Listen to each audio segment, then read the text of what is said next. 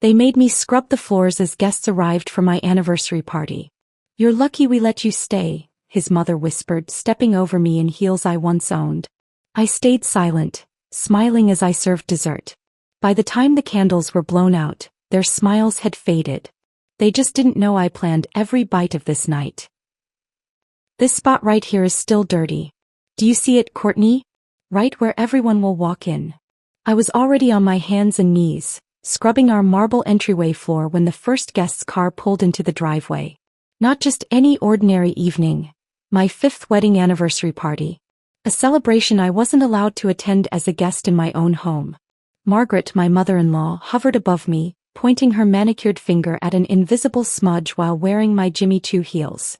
The ones that had mysteriously disappeared from my closet last month. The crystal chandelier light caught the diamond on her finger as she gestured downward, her shadow falling across my back like a physical weight. They'll be here any second, she hissed. Hurry up. The doorbell chimed as I frantically scrubbed at nothing. My knees burned against the hard floor, my back ached, and a thin layer of sweat made the black service dress cling uncomfortably to my skin.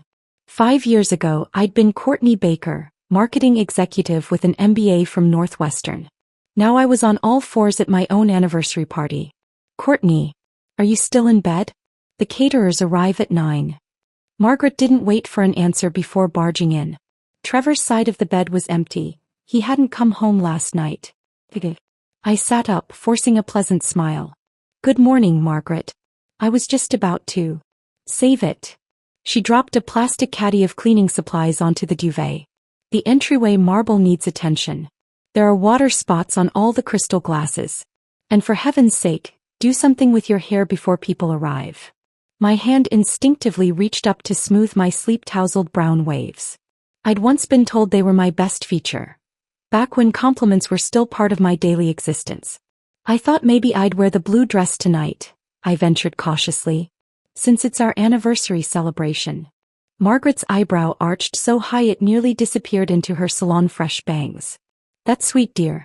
But we need someone to help serve. The blue dress would be. She looked me up and down with thinly veiled contempt. Impractical. Translation: you're the help, not a guest. Know your place. I clutched the cleaning caddy and nodded, watching as she crossed to my closet and flung open the doors.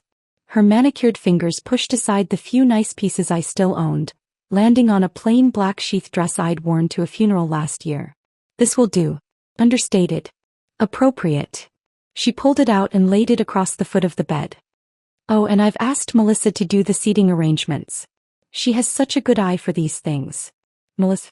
Trevor's executive assistant. The woman whose perfume now regularly clung to my husband's shirts.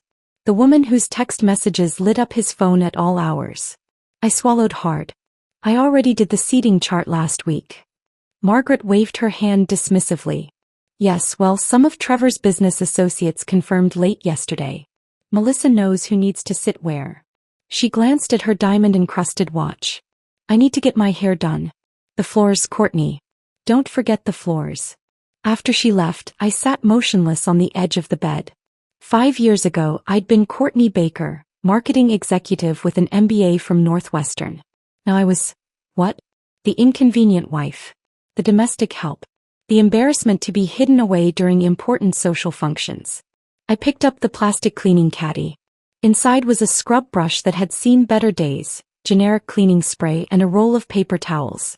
The irony wasn't lost on me. For my anniversary gift, I received cleaning supplies and orders. By noon, I was on my hands and knees in the entryway of Trevor's, colonial-style home. The marble floors gleamed under the chandelier light as I worked methodically from the grand front door toward the center of the foyer. My knees ached, and the smell of lemon cleaner had given me a dull headache. The caterers worked around me, casting sympathetic glances when they thought I wasn't looking. One of them, a young woman with kind eyes, quietly placed a glass of water next to me when Margaret wasn't watching. At 3 o'clock, Trevor finally appeared. He strode through the front door in his tailored suit, stepping carefully around the wet spot I'd just scrubbed. His eyes flicked over me briefly, registering my presence with the same attention he might give to a piece of furniture. "Where's your mother?" he asked, not bothering with a greeting. "Supervising the flower arrangements in the garden. I replied, sitting back on my heels. Happy anniversary, Trevor. He checked his watch. Right. Yes. Happy anniversary. His phone buzzed and his expression softened as he read the incoming message. I need to make a call. Let Mother know I'm home. He stepped around me, his polished leather shoes narrowly missing my fingers. Not once did he offer to help me up or ask why his wife was on her knees scrubbing floors on their anniversary. I watched him go, a strange calm settling over me. In my pocket was a small USB drive containing every piece of evidence I'd spent the last year collecting. Emails, bank statements, photos, recorded conversations. A digital record of every lie, every betrayal, every humiliation. By 6, guests began to arrive. I'd barely had time to shower and change into the funeral dress before the first expensive cars pulled into the circular driveway. Margaret had insisted I continue touching up the entryway floor until the last possible moment, ensuring maximum visibility of my degradation. I was back on my knees, scrub brush in hand, when the first guests walked through the door. Margaret greeted them effusively while I remained invisible just 3 feet away. Barbara. John. How wonderful to see you, she gushed, air-kissing both cheeks. Trevor is in the garden. Let me show you the way.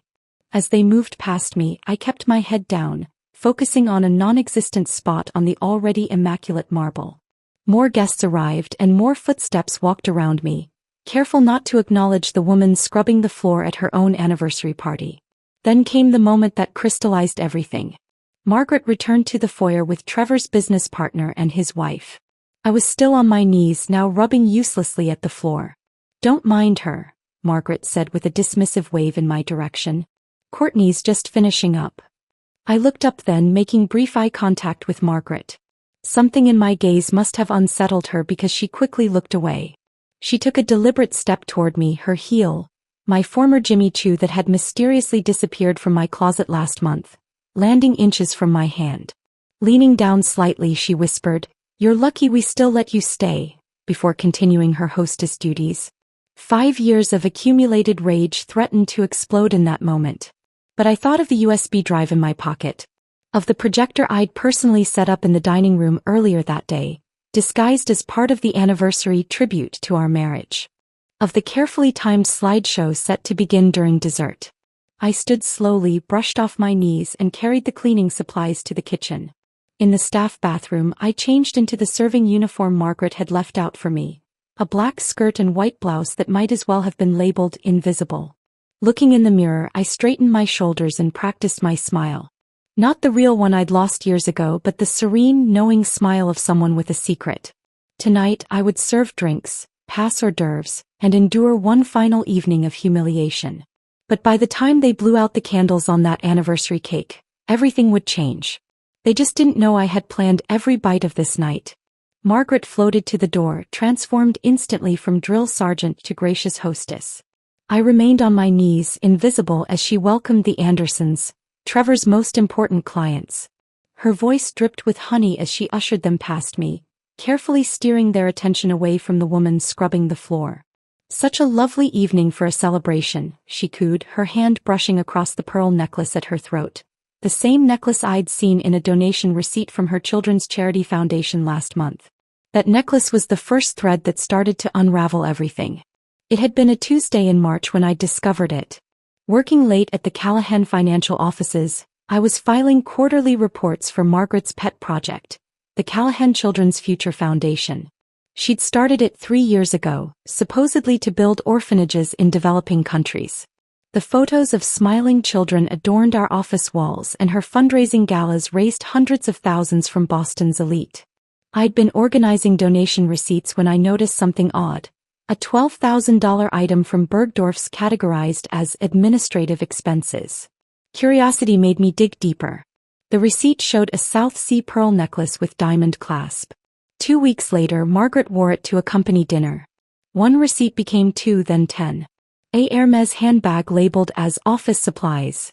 Christian Louboutin heels filed under travel expenses. A weekend spa retreat disguised as a planning session. I created a separate folder on my personal laptop, scanning every suspicious transaction.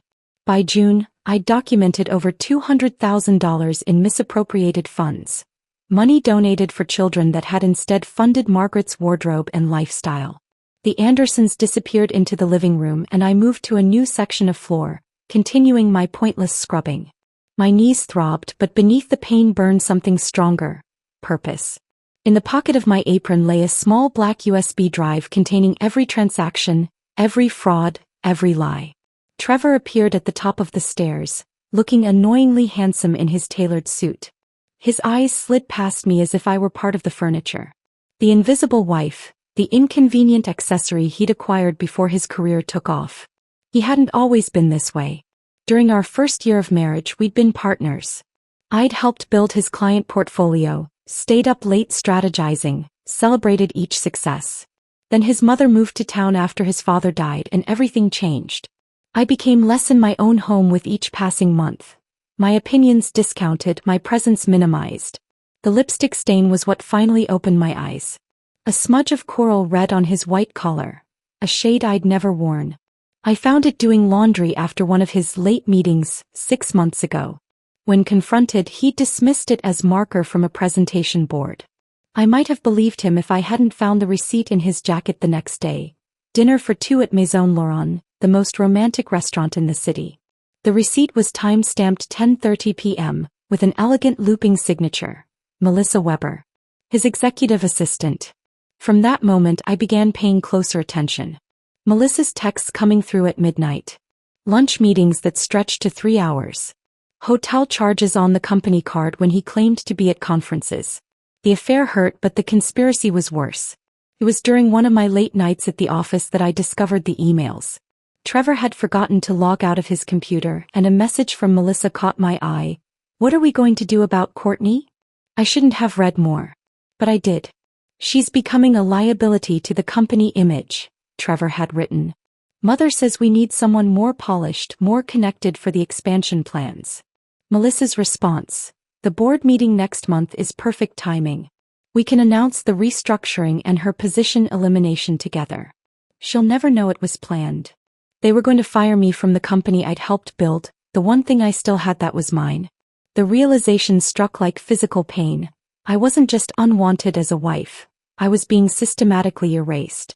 That night changed everything. No more tears, no more hoping things would improve. Instead, I became methodical. I forwarded the email chain to my personal account. I began taking photos with my phone. Melissa entering Trevor's office late at night, the door locking behind her. Margaret wearing jewelry purchased with foundation money. Board documents showing plans for my department restructuring. I became invisible in a different way, watching, recording, collecting. The evidence accumulated on my laptop, then transferred to the USB drive I now carried everywhere. The weight of it in my pocket felt like power. The doorbell rang again. More guests arrived as I continued my performance of the dutiful wife. Or rather, the dutiful servant. By 7 o'clock, the house was filled with Boston's elite, all here to celebrate a marriage that existed only for show. I rose finally from the floor, my knees stiff and aching. In the kitchen, I exchanged my cleaning supplies for a serving tray of champagne flutes. The catering manager gave me a quizzical look. "Aren't you Mrs. Callahan?" she whispered as I arranged glasses on the tray. I nodded, forcing a smile. "Just helping out." Her eyes held confusion, then pity. I'd seen that look before. The silent question of why I allowed myself to be treated this way.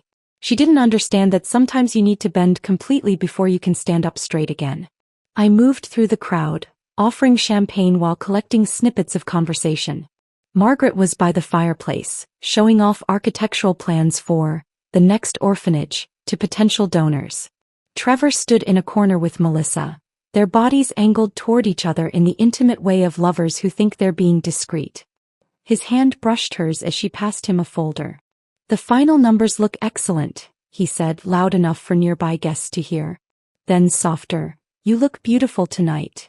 I moved past them, invisible as always. Neither suspected I'd recorded similar exchanges for months, building a catalog of their betrayal. Neither knew how many photos I had of their accidental touches, their after-hours meetings, their weekend business trips to the Cape. The USB drive pressed against my hip as I served the last of the champagne. In 3 hours, when dessert was served, everything would change. The projector in the dining room, ostensibly set up for a romantic slideshow of our 5 years together, contained a very different presentation. Margaret caught my eye from across the room and gestured impatiently toward a spilled drink. I nodded and headed toward the kitchen for a cloth, my steps lighter than they'd been in months. Let them think me broken. Let them believe they've won. By midnight, they would understand exactly who they'd underestimated. I returned from the kitchen with a crisp white cloth and knelt to clean the spilled champagne. No one moved aside to make room. I simply worked around their designer shoes, invisible again. As I stood, Margaret appeared at my elbow, her fingers digging into my arm with surprising strength for a woman her age. "The caterers need help with dinner service," she hissed, her smile never faltering for the benefit of nearby guests. "And for heaven's sake, stand up straight. You're representing the Callahan name, even if you are just serving. Just serving. At my own anniversary party." I straightened my spine and followed her into the kitchen, where staff in pressed black uniforms prepared the first course. The head caterer glanced between Margaret and me, confused. "Mrs. Callahan, we have sufficient staff for service," she began, but Margaret cut her off. "Courtney is happy to help, aren't you, dear?" She turned to me, her eyes hard despite her smile. "Show them how we serve wine at Callahan events. The Richardson method, remember?" There was no Richardson method. It was just another opportunity to humiliate me in front of strangers. I nodded and took the wine tray, aware of the pitying glances from the catering staff. One young server mouthed sorry when Margaret turned away. I moved through the dining room with practiced efficiency, pouring Bordeaux into crystal glasses. Each guest received a perfectly measured amount, served from the right. Years of attending charity galas as a guest had taught me proper service etiquette, something Margaret knew well. Now I used those same skills as unwilling staff. Senator Davis stopped mid-sentence as I approached his glass. "Courtney, aren't you?" "It's Jim. Trevor's wife," I said with a practiced smile. "Just helping tonight. The '09 Chateau Margaux is exceptional." His brow furrowed in confusion, but his wife quickly steered the conversation elsewhere, embarrassed for me. I continued around the table, counting each pour. 12 guests. 24 minutes until the first course. 144 minutes until dessert. Every moment had been timed meticulously in my head. The USB drive pressed against my hip with each step, a constant reminder of what was to come. I'd rehearsed this evening for weeks, calculating each movement, each second. Trevor sat at the head of the table, Melissa positioned conveniently to his right, a seat that should have been mine. Margaret had arranged the seating chart to place me at the opposite end, but of course I wasn't even sitting at the table now. Trevor caught my eye as I poured his wine, his gaze holding mine for a fraction longer than usual. "Thank you," he said automatically, then turned back to Melissa. 2 words. The first he'd spoken directly to me all evening. I watched as his hand found the small of Melissa's back, lingering there a moment too long to be professional. She leaned slightly into his touch, her lips curving into a smile meant only for him. I moved to the next glass, my hand steady despite the rage building inside me. Mr. Edwards, Trevor's largest client, looked up at me with alcohol-brightened eyes. "You know, I've never understood why you don't join these dinners anymore, Courtney. You always had such insightful things to say about market strategies." Before I could respond, Margaret materialized beside me, her hand closing over mine on the wine bottle. "Courtney prefers to help behind the scenes these days," she said smoothly. "Don't you, dear? She's found her real talents lie in support roles." The deliberate pause made her meaning clear to everyone at the table. I was no longer considered an equal, no longer worthy of a seat among them. A few uncomfortable glances were exchanged, but no one challenged her. "Speaking of support," Margaret continued, using my momentary silence to advantage, "let me show everyone how to properly pour wine at a formal dinner. Courtney still hasn't quite mastered it." She took the bottle from my hand and demonstrated an elaborate pouring ritual of her own invention, complete with an unnecessary flourish of the wrist. "You see, the label must always face the guest and the pour should end with this gentle twist. It's a small detail, but it's these traditions that separate proper entertaining from common gatherings." The implied criticism hung in the air. I stood silently beside her, my face a careful mask of attentiveness. Inside I was counting down. 136 minutes until dessert. "How you try," Margaret instructed, handing the bottle back to me with the smug smile of a teacher correcting a slow student. I performed her ridiculous pour perfectly, adding the pretentious wrist flourish at the end. The senator's wife received her wine with a tight smile. "Acceptable," Margaret pronounced, loud enough for everyone to hear. "Keep practicing." She returned to her seat while I continued serving, feeling every pair of eyes on me. Some held pity, others discomfort, a few barely concealed amusement. No one spoke up. No one questioned why the co-founder of Callahan Financial's marketing division was serving wine instead of discussing business strategies. The first course arrived: seared scallops with microgreens. I retreated to the kitchen ostensibly to help with plating but really to check the time. 122 minutes remaining.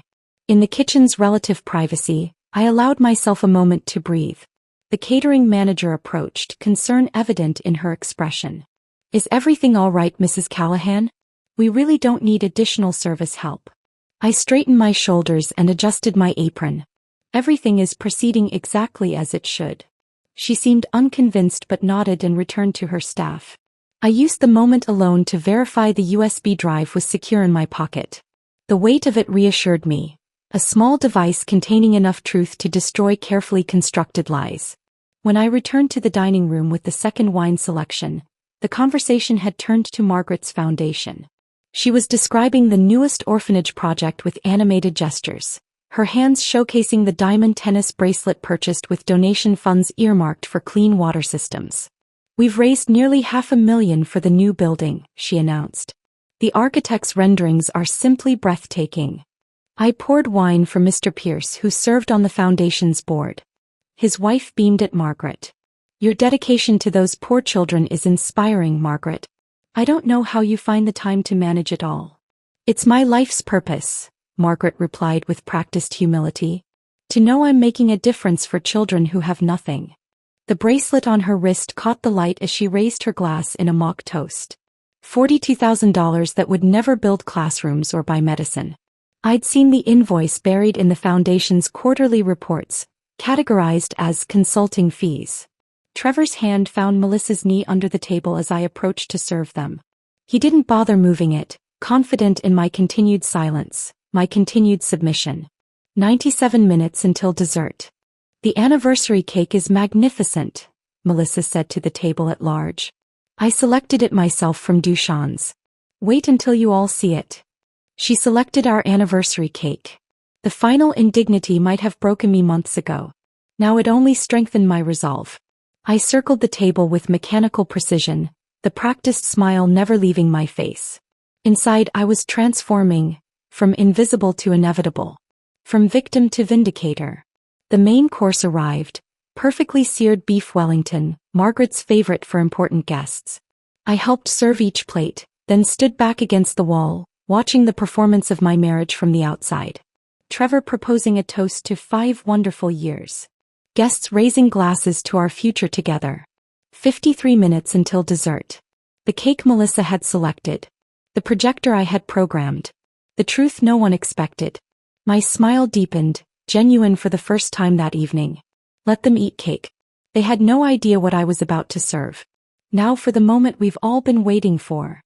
Margaret's voice carried across the dining room as the dinner plates were cleared. The anniversary cake. The double doors to the kitchen swung open, and 2 servers emerged carrying an elaborate 3-tiered masterpiece. White fondant cascaded in perfect folds, adorned with sugar flowers that must have taken hours to craft. Gold leaf accented the edges, excessive, showy, just like the Callahans themselves. 5 years, Trevor announced, his arm now draped casually around Melissa's chair. Who would have thought? The undercurrent in his tone wasn't lost on me. Who would have thought I'd still be here after 5 years? Who would have thought he'd still be trapped in this marriage? The cake was positioned at the center of the table and champagne flutes were distributed for a toast. I noticed mine was conspicuously absent, so I took one from the tray myself. The server glanced at Margaret, who gave a nearly imperceptible nod of permission. Trevor stood raising his glass. To 5 years with Courtney, and to many successful years ahead for Callahan Financial. The emphasis wasn't subtle. The business mattered, the marriage was an afterthought. Guests murmured appropriate congratulations, Glasses clinked and cameras flashed.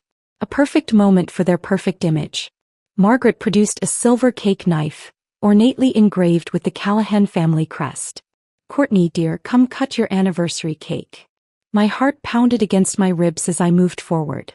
This was the moment I'd planned for, timed down to the second. I took the knife, feeling its weight in my palm.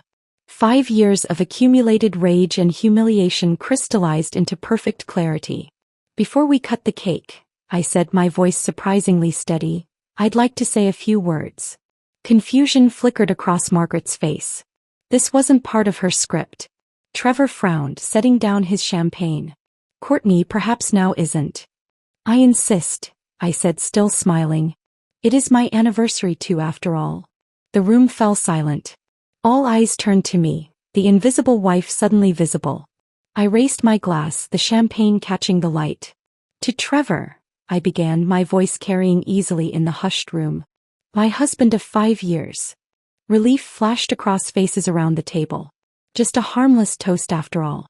"Trevor, your secretary says you're more romantic inside the office. Especially on your desk at midnight.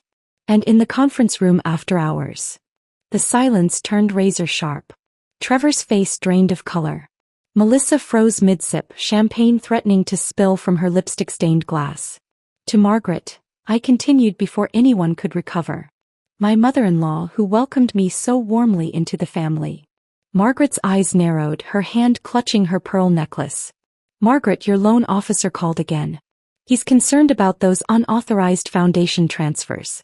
And to all of you, thank you for your generous charity donations. The orphanage you built never existed. But the applause was real, wasn't it?" The senator choked on his champagne. Mr. Pierce, the foundation board member, slowly set down his glass, his expression morphing from confusion to dawning horror. "What exactly are you implying?" Margaret's voice had lost its honey-sweet tone, replaced by a dangerous edge. I smiled, a real smile this time. "I'm not implying anything. I'm stating facts. And I brought receipts." With deliberate calm, I walked to the wall and flipped a small switch.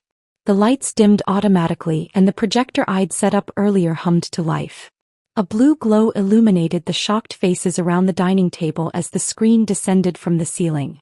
"I prepared a special anniversary presentation," I explained, extracting the USB drive from my apron pocket.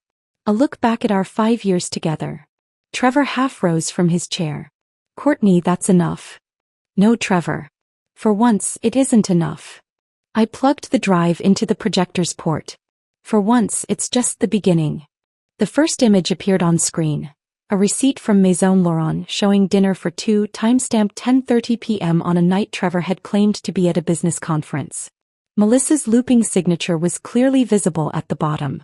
"Your alibi needs work," I commented as the image changed to security camera footage from the office, showing Trevor and Melissa entering his private office late at night, his hand inappropriately low on her back. Gasps rippled around the table. Mr. Edwards' wife covered her mouth with her napkin. The Richardsons exchanged uncomfortable glances. "Courtney, turn that off immediately," Margaret hissed, her face flushed with anger. "I'm just getting started," I replied, clicking to the next slide. Foundation bank statements appeared, showing transfers to Margaret's personal accounts. Then invoices for luxury items. The pearl necklace she currently wore, the diamond bracelet on her wrist, spa weekends and shopping sprees, all categorized as orphanage expenses or administrative costs. "The children send their regards," I said softly as the evidence mounted on screen. "All 0 of them, since the orphanage only exists in your fundraising brochures." Margaret lunged for her purse, probably reaching for her phone to call security, but it was too late. The damage was done. The Pierces were already standing, making hurried excuses to leave. Senator Davis looked physically ill as he recognized his own substantial donations listed among the misappropriated funds. The next slide made Trevor grip the edge of the table so hard his knuckles turned white. Emails between him and Melissa detailing their plan to remove me from the company. Restructuring is such a clinical term for betrayal, I observed as their own words condemned them. "You had no right to access private communications," Trevor growled, finally finding his voice. "Like you had no right to plot against your wife? Your business partner." I countered. The person who helped build your client list when you couldn't get appointments on your own? The final images appeared in rapid succession. Margaret wearing jewelry purchased with charity funds. Trevor and Melissa emerging from a hotel elevator. Bank statements showing the systematic draining of foundation accounts. Board documents revealing plans for my elimination from the company. By the time the screen went dark, half the guests had already fled, muttering excuses and avoiding eye contact. Those who remained sat in stunned silence, champagne forgotten, the elaborate cake untouched in the center of the table. The overhead lights came back on automatically. I stood at the head of the table, champagne glass still in hand. "Happy anniversary to us," I said quietly, setting down my untouched champagne. Trevor's face had transformed from shock to fury. "You've just destroyed years of work, relationships we've built." "No, Trevor. You did that. I just provided the evidence." Margaret was already on her phone, her voice low and urgent as she presumably called her lawyer. Melissa had disappeared entirely, her chair empty beside Trevor. I picked up the silver cake knife again, its weight somehow lighter now. With steady hands, I cut into the perfect white facade of the anniversary cake, revealing the blood-red velvet interior. "Would anyone like a slice?" I asked the remaining guests. "I've been told it's to die for." No one moved. No one spoke. The perfect Callahan image had shattered, leaving only the truth in its wake. I served myself a small piece on a china dessert plate, the one Margaret had imported from France specifically for tonight. The cake was indeed exquisite, rich, sweet, and deeply satisfying. "The thing about serving others," I said, taking another bite, "is that eventually you learn exactly what they deserve." Senator Davis cleared his throat awkwardly. We should be going." The remaining guests seized the opportunity to escape, chairs scraping against hardwood as they hurried to leave the scene of social execution. Within minutes, only the three of us remained, Trevor, Margaret, and me. "You'll regret this," Margaret seethed, her composure finally broken. "When we're through with you." "You'll what?" I interrupted, setting down my fork. "Sue me for telling the truth? Call the police and explain why you diverted charity funds to buy that necklace?" "Please go ahead." Trevor stood, straightening his tie in a futile attempt to regain control. "This isn't over." I smiled, savoring my last bite of cake. "You're right about that. The SEC will have questions about the foundation. The donors will want their money back. The board members might be interested in those emails. But for me..." I placed my napkin neatly beside my plate and stood. "It's completely over." I walked away from the table, from the remnants of my 5-year mistake, from the people who had tried to erase me. Behind me, I heard Margaret's choked sob and Trevor's angry phone call, already trying to contain the damage. But some messes can't be cleaned up. Some truths once served can never be taken back. And some revenge is as sweet as anniversary cake. I didn't look back as I exited the dining room. The sounds of Margaret's frantic phone calls and Trevor's angry denials faded with each step I took toward the front door. 5 years of my life in this house, and I felt nothing as I walked away from it. My 10-year-old Honda waited in the service driveway, exactly where Margaret had insisted I park it, so it wouldn't be an eyesore for the guests. I'd packed a single suitcase that morning and hidden it in the trunk. One small bag containing everything I truly cared about. My grandmother's quilt, photo albums from before Trevor, my Northwestern diploma, and a few cherished books. The night air felt clean against my skin as I slipped off the black service dress and changed into jeans and a sweater I'd stashed in the car. The simple act of removing that uniform felt like shedding a suffocating second skin. I started the engine and pulled away from the Callahan estate, the headlights illuminating a path forward into darkness. I'd booked a room at the Brookside Motel on the edge of town, the kind of place the Callahans would never think to look. As I checked in, the desk clerk glanced curiously at my single bag and wedding ring, which I was still wearing out of habit. I slipped it off and dropped it into my pocket. The room was basic but clean. A double bed with a faded floral comforter, a small desk, and a bathroom with thin towels. It was nothing like the luxurious master suite I'd left behind, with its Italian marble and Egyptian cotton. Yet as I sat on the edge of the bed, I felt a lightness I hadn't experienced in years. I slept soundly for the first time in months, without anxiety dreams or middle-of-the-night panic. When I woke, sunlight was streaming through the thin curtains. I checked my phone to find 17 missed calls, 12 from Trevor, 5 from Margaret. I deleted them without listening to the voicemails. Instead, I called James Peterson, a lawyer I'd consulted in secret 2 months earlier. He answered on the second ring. "It's done," I told him. "You can deliver the papers this morning." "Are you sure you don't want to wait a few days?" he asked. "Give the dust time to settle?" "No. I want them on his desk today." My voice was steady, certain. "And James? Make sure you're there in person.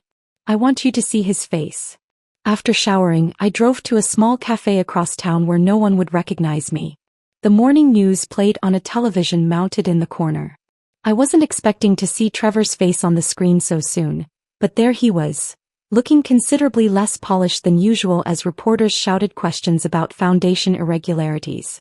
I sipped my coffee and watched with detached interest as the anchor explained that multiple donors to the Callahan Children's Future Foundation had come forward overnight with concerns about misappropriated funds. The camera cut to Senator Davis, his statement measured but damning. "If these allegations prove true, it represents a profound betrayal of public trust." My phone buzzed with a text from James. "Papers delivered." He didn't take it well. I smiled into my coffee cup, imagining Trevor's face when confronted with divorce documents outlining his infidelity and business misconduct in explicit detail. The prenuptial agreement his mother had insisted upon would work against him now. My lawyer had found 3 separate violations that rendered it void. But I wasn't after their money. The papers specifically stated I wanted nothing from the Callahan estate. Not the house, not alimony, not even my rightful share of the company. All I requested was my personal possessions and my maiden name back. Courtney Baker.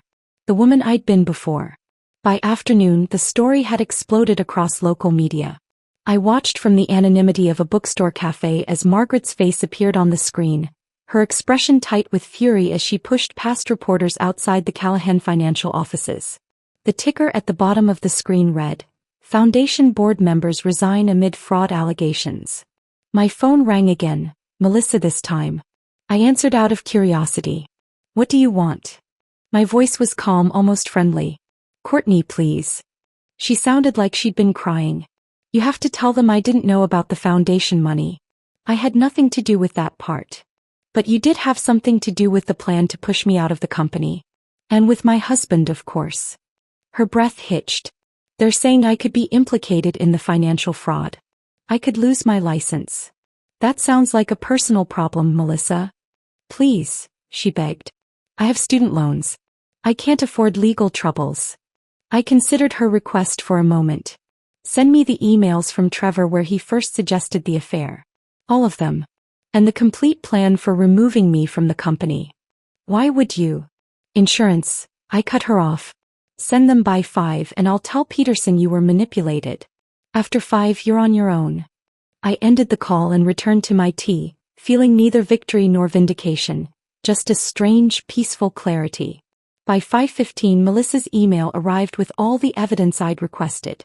I forwarded it to James without reading it further. Some chapters didn't need revisiting. 3 days later I signed a lease on a small apartment downtown.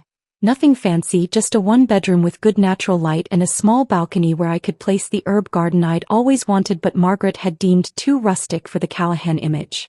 The landlord didn't ask questions about my sudden need for housing or why I paid 3 months' rent upfront in cash. I bought second-hand furniture from a local thrift shop, pieces chosen for comfort rather than status. A slightly worn leather armchair. A oak dining table with character marks from previous owners. Mismatched bookshelves that I filled with the books I'd been collecting in secret for years. For the first time since my marriage, my surroundings reflected my actual tastes rather than the Callahan aesthetic. The news coverage continued throughout the week. Major donors were demanding refunds. The state attorney general had opened an investigation into the foundation. Callahan Financial's stock dropped 15 points in 2 days as clients pulled their investments. Trevor's carefully cultivated business relationships crumbled as former friends and associates distanced themselves from the scandal. I watched it all unfold from a distance, feeling detached from the chaos I'd unleashed. This wasn't about revenge anymore. It was about justice. About truth finally having its moment.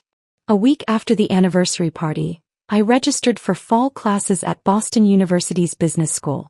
The program director raised an eyebrow when she saw my application. Courtney Callahan? Aren't you?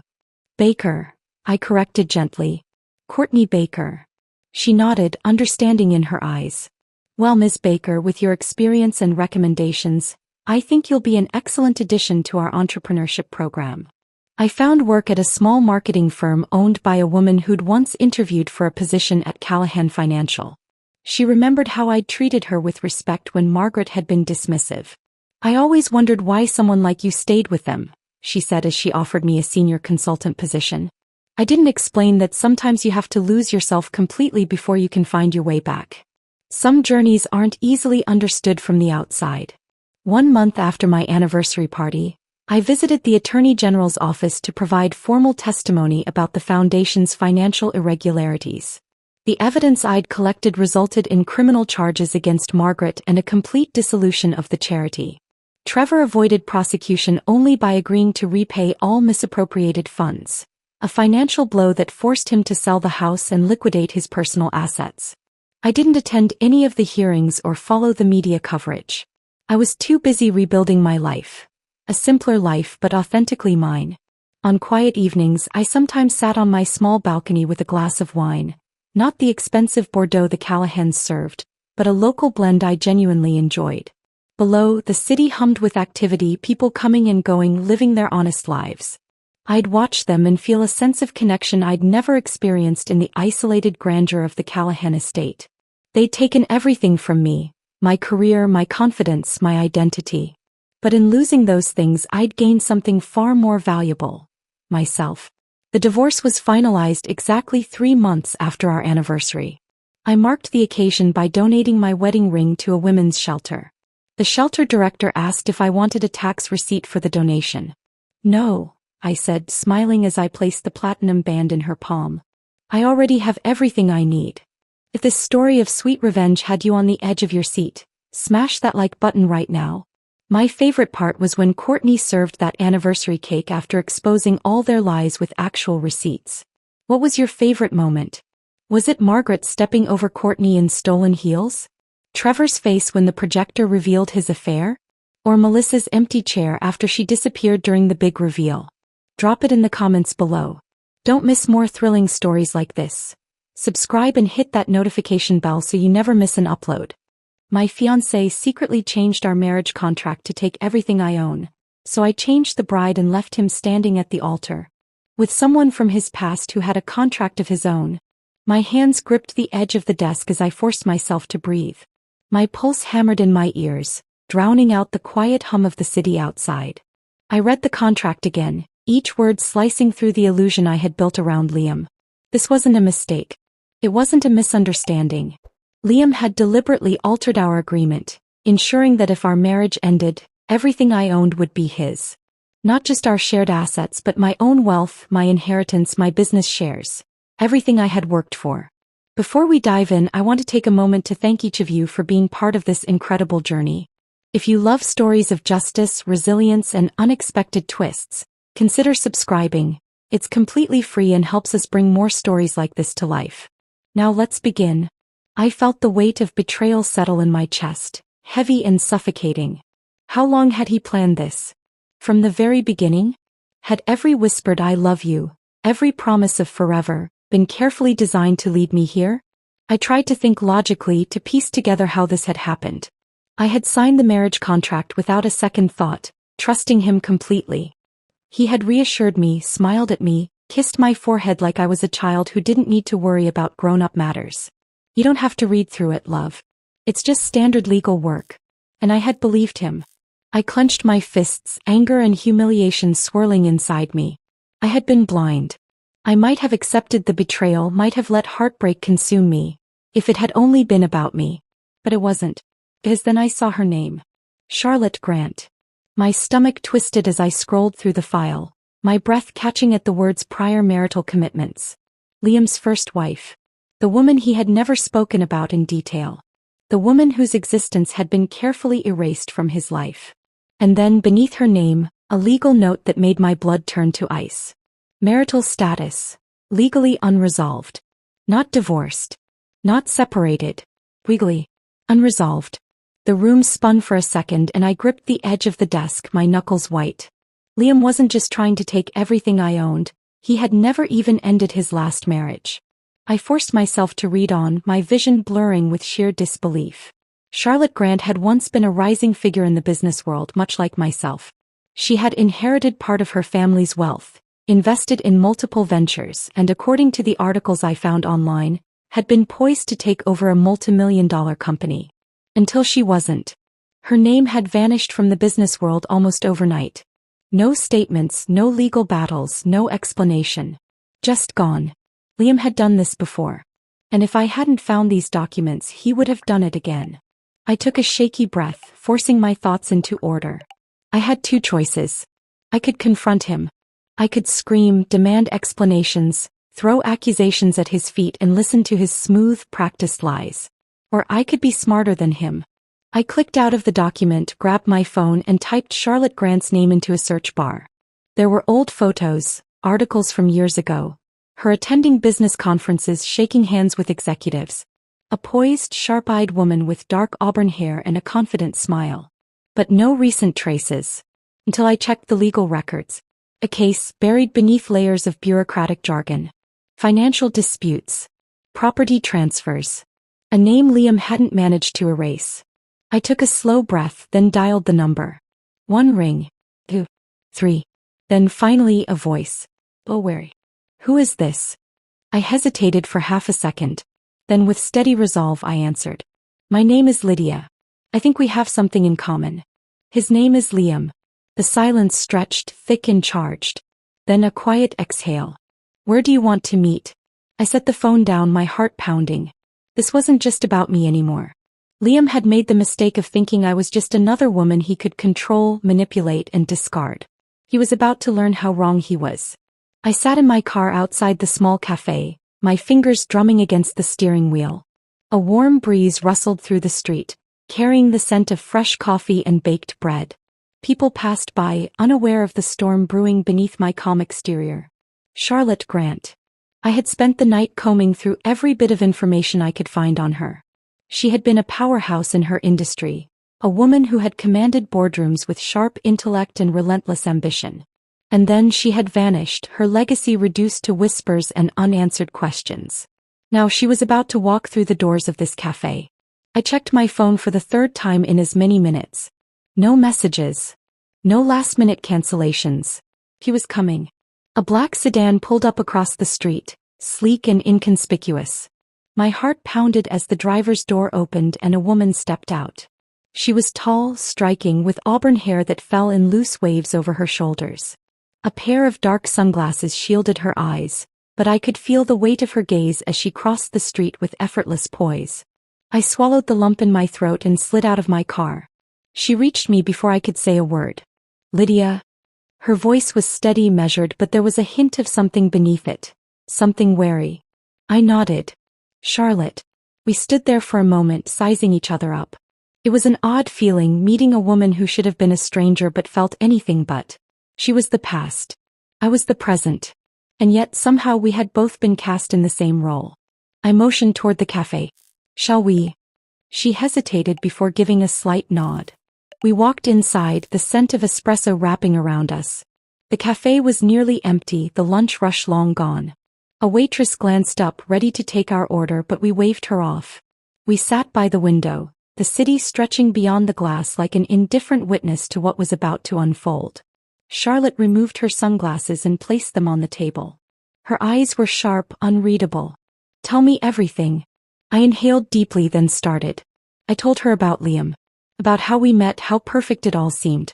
About the engagement, the grand promises, the way he had woven himself seamlessly into my life. And then I told her about the contract. As I spoke, her expression didn't change. She listened in silence, her fingers tracing the rim of her coffee cup. When I finished, a heavy stillness settled between us. Finally she exhaled. He hasn't changed. A bitter smile tugged at the corner of her lips. I leaned forward. Tell me what happened. She tilted her head, considering me. Then with a slow nod she began. I met Liam 5 years ago, she said, her voice calm, detached. He was charming, attentive. He made me feel like I was the only person in the world who mattered. She scoffed. Sound familiar? I nodded, my stomach tightening. We got married quickly. He made it seem urgent, romantic. He told me we were meant to be. Her fingers tapped lightly against the table. At first it was perfect, but then little things started to shift. He became secretive about finances, always insisting that I let him handle everything. I clenched my hands together, my own memories slotting into place. Charlotte's gaze darkened. By the time I realized what was happening, it was too late. He had positioned everything so that if I ever left, I would have nothing. A bitter laugh escaped her. And then one day I found out the truth. He wasn't just trying to take my money. He had been planning my financial downfall from the beginning. Every business move I made, every asset I acquired, he had a hand in. And when I confronted him, he acted like I was being dramatic. She met my gaze. That's when I made a mistake. I swallowed. What mistake? I trusted the legal system. A cold chill ran through me. I thought I could fight him. I thought I could take back what was mine. But he had already set everything up in his favor. Her lips pressed into a thin line. He left me with nothing. And when I tried to expose him, he buried me in legal battles until I was forced to disappear. I felt sick. She leaned back in her chair, studying me. And now he's doing the same to you. I took a slow, steady breath. No, my voice was firm. She raised an eyebrow. I met her gaze. Because I'm not going to let him. For the first time, something shifted in her expression. A flicker of curiosity. I pulled my phone from my pocket and opened the document. He made a mistake this time. He never finalized your divorce. Legally, you're still his wife. Charlotte's eyes widened slightly. I pushed the phone across the table. Which means everything he's trying to do to me. It's meaningless. Because you're still his legal spouse. He picked up the phone, scanning the document. A slow, dangerous smile spread across her lips. Well. She looked up, something sharp and calculating in her gaze. That's interesting. I nodded. So here's what we're going to do. I laid out the plan, my pulse steady now, my mind clear. Liam had spent years perfecting his game. But he had underestimated one thing. This time he wasn't just facing one woman he had wronged. He was facing two. Charlotte listened, her expression unreadable. Then after a long pause she extended her hand. I clasped it without hesitation. The deal was sealed. Liam had no idea what was coming. The morning of the wedding arrived with a deceptive calm. Sunlight streamed through the towering windows of my hotel suite, casting golden patterns across the marble floor. The world outside bustled with anticipation, oblivious to the storm brewing behind my composed exterior. I stood before the vanity, watching my reflection as a makeup artist dusted highlighter across my cheekbones. My wedding dress, an intricate masterpiece of lace and silk, hung on a padded hanger near the door. It should have been the most important day of my life. A day of love, of promises, of forever. But today was not about love. It was about retribution. Charlotte sat across the room, her legs crossed, fingers lightly tapping against the armrest of a velvet chair. She looked unshaken, a silent storm contained within a composed exterior. Her dress, identical to mine, was draped across a chair beside her. The symbolism was not lost on either of us. A knock sounded at the door and my wedding coordinator peeked in, beaming. Lydia, everything is set. Guests are arriving. You look stunning. I offered a serene smile. Thank you. She hesitated, sensing my cool demeanor but didn't question it. Instead she bustled out, leaving Charlotte and me alone again. The plan was in motion. Liam had no idea that while he stood at the altar waiting for me, someone else was preparing to take my place. I rose to my feet, smoothing invisible creases from my silk robe. Charlotte followed suit, stepping toward me until we were mere inches apart. This is it, I murmured. Charlotte met my gaze, a glint of satisfaction flickering in her dark eyes. Are you sure you don't want to be the one standing there? I shook my head. He's expecting me. If I'm not there, he won't suspect anything. Not until it's too late. She exhaled, nodding. Then let's give him a wedding he'll never forget. The next few hours passed in a haze of carefully orchestrated chaos. Hair, makeup, last-minute adjustments. The guests filled the grand hall, murmuring in admiration of the elaborate floral arrangements, the soft glow of chandeliers, the luxurious opulence of it all. Liam stood at the altar, the perfect image of a devoted groom. He wore confidence like a well-tailored suit, flashing a charming smile to those who offered congratulations. He had no idea that he was about to face the biggest reckoning of his life. Charlotte, hidden away in a private bridal suite, was minutes from taking her place at his side. I remained in my room watching the countdown unfold from a security feed on my phone. The live footage from the venue revealed the sea of elegantly dressed guests, the photographers poised for the moment the bride made her entrance. My heart pounded not with fear but with the thrill of justice. Then the doors to the grand hall opened. Every guest turned, their collective breath catching as the bride stepped forward. Veiled, poised, unreadable. Charlotte walked with the practiced grace of a woman who had once been part of this world. She carried herself as if she belonged there, her posture regal, her movements precise. Liam didn't flinch. He didn't hesitate. He was so blinded by his own certainty, his own arrogance, that he saw exactly what he expected to see. Me. I watched as he straightened, a slow smile stretching across his lips. The music swelled. Charlotte continued forward, her steps deliberate, calculated. Liam reached for her hand as she arrived at the altar. His fingers curled around hers. The officiant cleared his throat, beginning the ceremony. The air in the room felt charged, thick with unspoken truths. I remained in my suite, fingers tightening around my phone as I watched the scene unfold. The ceremony moved forward, each word bringing him closer to the moment of realization. Closer to the moment when everything he thought he controlled would unravel before his eyes. Charlotte stood in perfect silence as the officiant asked Liam the question that would bind him to his new bride. Do you, Liam Carter, take this woman to be your lawfully wedded wife, to have and to hold from this day forward? Liam grinned, his confidence unwavering. I do. A slow, knowing smile spread across Charlotte's lips beneath her veil. And I knew he had just sealed his own fate.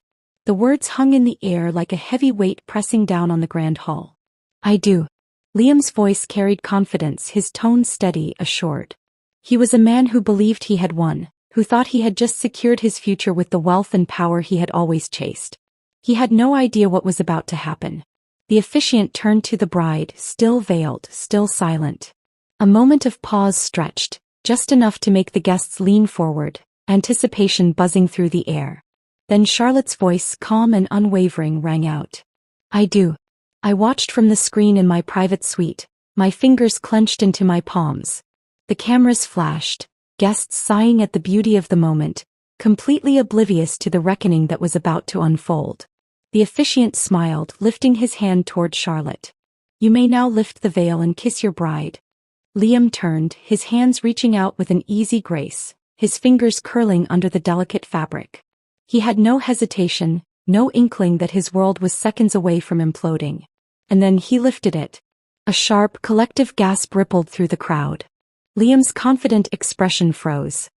His lips parted slightly, his breath caught in his throat as he stared into the face of the woman he thought he had erased from his life. Charlotte. 100 emotions flickered across his face in a matter of seconds. Confusion, disbelief, realization, and then something that looked like sheer panic. The silence in the room was deafening. The guests, elegantly dressed and seated in perfectly arranged rows, turned to each other, murmuring in confusion. Whispers swirled like a growing storm, eyes darting between Liam and the woman standing before him, the woman who was not supposed to be there. From my screen, I watched as Liam's grip on the veil tightened, his knuckles going white. His body tensed, a ripple of unease rolling through him. He wasn't a man used to losing control. He wasn't used to being blindsided. His voice, usually smooth and commanding, came out in a strangled whisper. What is this? Charlotte tilted her head slightly, her lips curving into a small, knowing smile. Oh, Liam. Her voice was gentle, almost pitying. You didn't really think you could leave me behind, did you? A murmur of shock swept through the audience. Some guests turned to each other, questions forming on their lips. Others leaned forward, eyes wide with disbelief. Liam's posture stiffened, his shoulders pulling back as he fought to maintain his composure. This is a joke, he said, forcing a chuckle though his voice wavered. His eyes flickered across the room, searching for me, for a way out, for an answer that didn't exist. Charlotte took a slow step closer, the bouquet still held loosely in her hands. No joke, Liam, she said, tilting her head. Just unfinished business. Liam's Adam's apple bobbed as he swallowed, his mind scrambling for a way to fix what was unraveling before him. Then Charlotte lifted a perfectly manicured hand and placed a small stack of crisp papers on the altar. The murmur in the room grew louder. Liam's gaze darted to the documents, recognition flickering in his eyes. I didn't need to hear his thoughts to know what was happening in his mind. He was realizing what was in front of him, realizing just how deep he was in. Charlotte, whatever this is. His voice had lost its confident edge now, his mask slipping. Charlotte cut him off. This, Liam, is a reminder. A little legal formality, if you will. You never divorced me. Which means... She lifted a single brow, her smile widening. This wedding? It isn't legal. Liam's breath hitched. His hands clenched into fists. The room had gone completely still. The guests who had arrived expecting an extravagant ceremony, now sat in frozen silence, their gazes bouncing between Liam and Charlotte like spectators at the most unexpected drama of the decade. Charlotte let the weight of her words settle, let Liam squirm under the pressure. Then, with the practiced elegance of a woman who had waited years for this moment, she reached down and picked up the stack of papers, flipping to the last page. Since you never filed the divorce, Liam, she continued, her tone almost conversational, it turns out you owe me quite a bit. Legally speaking, of course. The cameras flashed again, but this time the expressions of the photographers weren't ones of admiration. They were of intrigue, of scandal. Liam looked like a man watching his own foundation crumble beneath him. Charlotte. She lifted a finger, silencing him. I'd save my words if I were you. You're going to need a very good lawyer. A low ripple of whispers spread through the room. And then, just as Liam's panic hit its peak, I stepped into the aisle. His head snapped toward me, his entire body jerking as if he had just noticed I was missing this whole time. Lydia. His voice was strained, desperate now. I walked forward slowly, my heels clicking softly against the polished floor. Oh, Liam, I echoed Charlotte's words, stopping just feet from him. I let the moment hang between us, let him drown in the weight of realization. Then I tilted my head and smiled. Hope it works out for you. The silence in the room shattered as the first laugh rang out.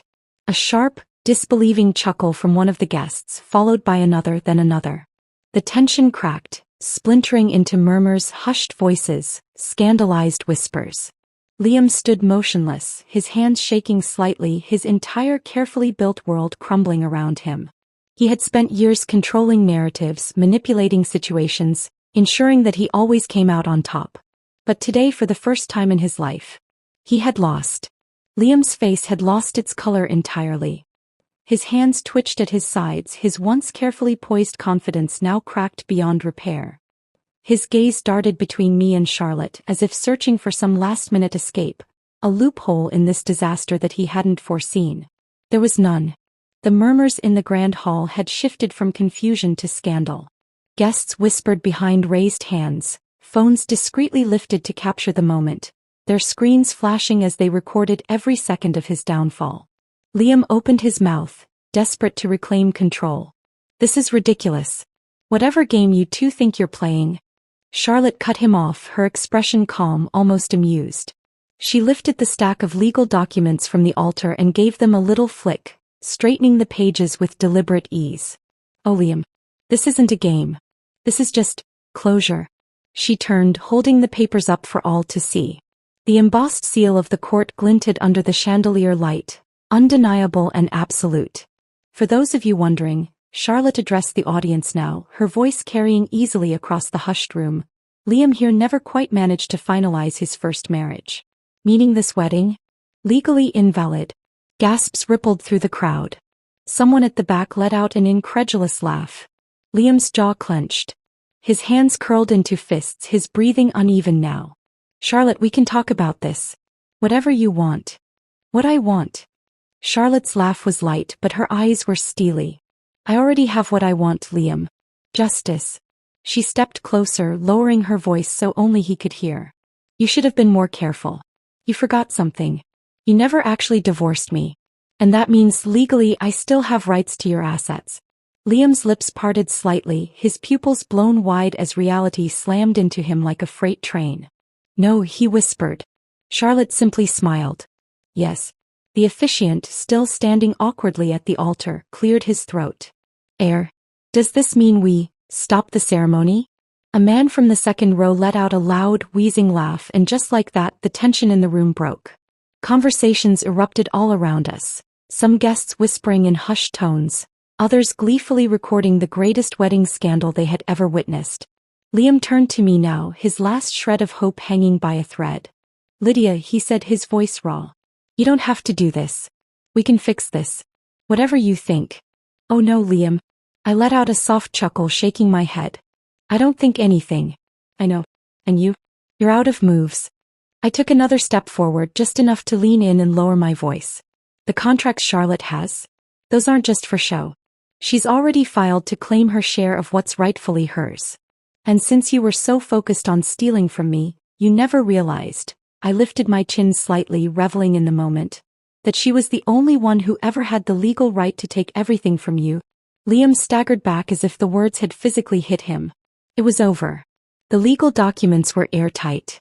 Charlotte had already begun the process before stepping into the wedding hall, ensuring that there was nothing he could do to contest it. Every loophole he had used against others was now closing around him like an iron cage. And he knew it. His breaths came in short, uneven bursts, his eyes darting between Charlotte and me as if searching for some last-minute escape. I can fight this." He turned sharply to one of his closest business associates, a man standing near the front row. "John, you know this isn't true. You know." John simply raised a hand, cutting him off with a slow shake of his head. His expression was unreadable, but his silence was damning. Liam turned to another guest, a longtime family friend, his desperation clawing through the cracks. "Mark, say something. This can't be legal, can it?" Mark didn't respond. No one did. His allies, his friends, the very people who had once sung his praises, were all watching him unravel, and none of them were stepping forward to help. Liam had built his empire on deception, but when the walls came crashing down, there was no one left to hold them up for him. Charlotte took a step back, adjusting the folds of her dress with effortless grace. "Well, Liam, it's been fun. But I have a lawyer waiting for me and quite a bit of paperwork to finalize. So if you'll excuse me," she turned to the officiant, offering a polite nod. "You may officially declare this ceremony void." The officiant looked between us, then back at Liam, clearly out of his depth. In that case," he cleared his throat, glancing at the audience awkwardly, "I now pronounce this wedding not happening." Laughter erupted from the guests, some standing to get better angles on their recordings, others shaking their heads in disbelief at the spectacle unfolding before them. Liam stood motionless, his face ashen, his world collapsing in real time. I turned toward the aisle, my heels clicking softly against the polished floor as I made my way toward the exit. The grand doors loomed ahead, promising freedom, victory, and the sweet satisfaction of justice. Charlotte walked beside me, her pace steady, her presence unwavering. Before stepping through, I paused, glancing back just once. Liam was still frozen in place, his fists clenched, his shoulders rigid with the weight of his downfall. I tilted my head slightly, offering him a final parting smile. "You really should have picked the right bride, Liam." Then without another word, I turned and walked away. The grand doors of the wedding hall closed behind me with a soft finality, but the echoes of Liam's downfall still lingered in the air. Outside, the crisp afternoon sun cast golden streaks across the marble steps, a sharp contrast to the chaos unraveling inside. Charlotte walked beside me, her movements unhurried, her expression unreadable. We had done what we came to do. The battle was over, and Liam Carter, once untouchable, once untamed, had finally faced the weight of his own deception. But I knew it wasn't over for him. Not yet. As we reached the sleek black car waiting at the curb, I glanced back one last time. Through the massive glass windows of the venue, I saw the flurry of guests still in their seats, some still whispering, others reveling in the scandal they had just witnessed. Liam, however, had not moved. He stood at the altar, his jaw tight, his fists clenched, staring at the space where I had just walked away. I almost felt sorry for him. Almost. But then I remembered every lie, every betrayal, every careful manipulation designed to take everything from me. No, Liam deserved this. Every second of it. Charlotte pulled the car door open, her movements effortless as she slid inside. I followed, settling into the cool leather seat as the driver pulled away from the venue. Silence stretched between us, but it wasn't uncomfortable. It was the kind of quiet that came after a storm. Calm, resolute, final. After several minutes, Charlotte let out a small, knowing chuckle. Well, she mused, crossing one leg over the other. That was fun. I exhaled, a slow smile curling my lips. More than I expected. She turned to face me fully. Do you think he'll try to fight it? Liam was many things. A strategist, a master manipulator. But he wasn't foolish. He knew when he was beaten. He might, I admitted. But it won't matter. The contracts are airtight. He has no legal ground to stand on. And even if he did, I trailed off, tilting my head as I stared out the window at the passing city. His reputation is ruined. And that was the final nail in the coffin. Liam had built his world on image, on connections, on the illusion of control. He had charmed his way into powerful circles, convinced people he was invincible. But now he was the man who had been publicly exposed at his own wedding. The man who had been outplayed by the two women he underestimated. And that was a stain he would never be able to wash away. Charlotte hummed, nodding as she reached into her bag and pulled out a thin folder. I took the liberty of finalizing everything, she said smoothly, flipping the cover open. The court proceedings will begin next week. By the time this is over, Liam won't just be reputationless. He'll be broke. I studied the papers, scanning over the legal jargon. It was perfect. He had nothing left to cling to. I let out a slow breath, a weight I hadn't even realized I'd been carrying slipping from my shoulders. He thought he had us both trapped, I murmured, my fingers grazing the edge of the folder. But in the end, he was the one with nowhere to run. Charlotte smirked. Poetic, isn't it? I met her gaze, something unspoken passing between us. We had both been his victims once. Now we were the ones writing the ending to his story. And I had no doubt, this was an ending he would never forget. The car slowed to a stop in front of my building.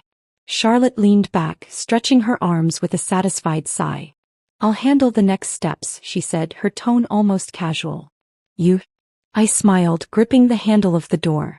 I'm going to enjoy my life, I said simply. Without him in it. Charlotte chuckled, nodding. Good choice. I stepped out of the car, the warm breeze brushing against my skin as I turned toward the entrance. Behind me, the car pulled away, carrying Charlotte toward the next stage of Liam's downfall. Me.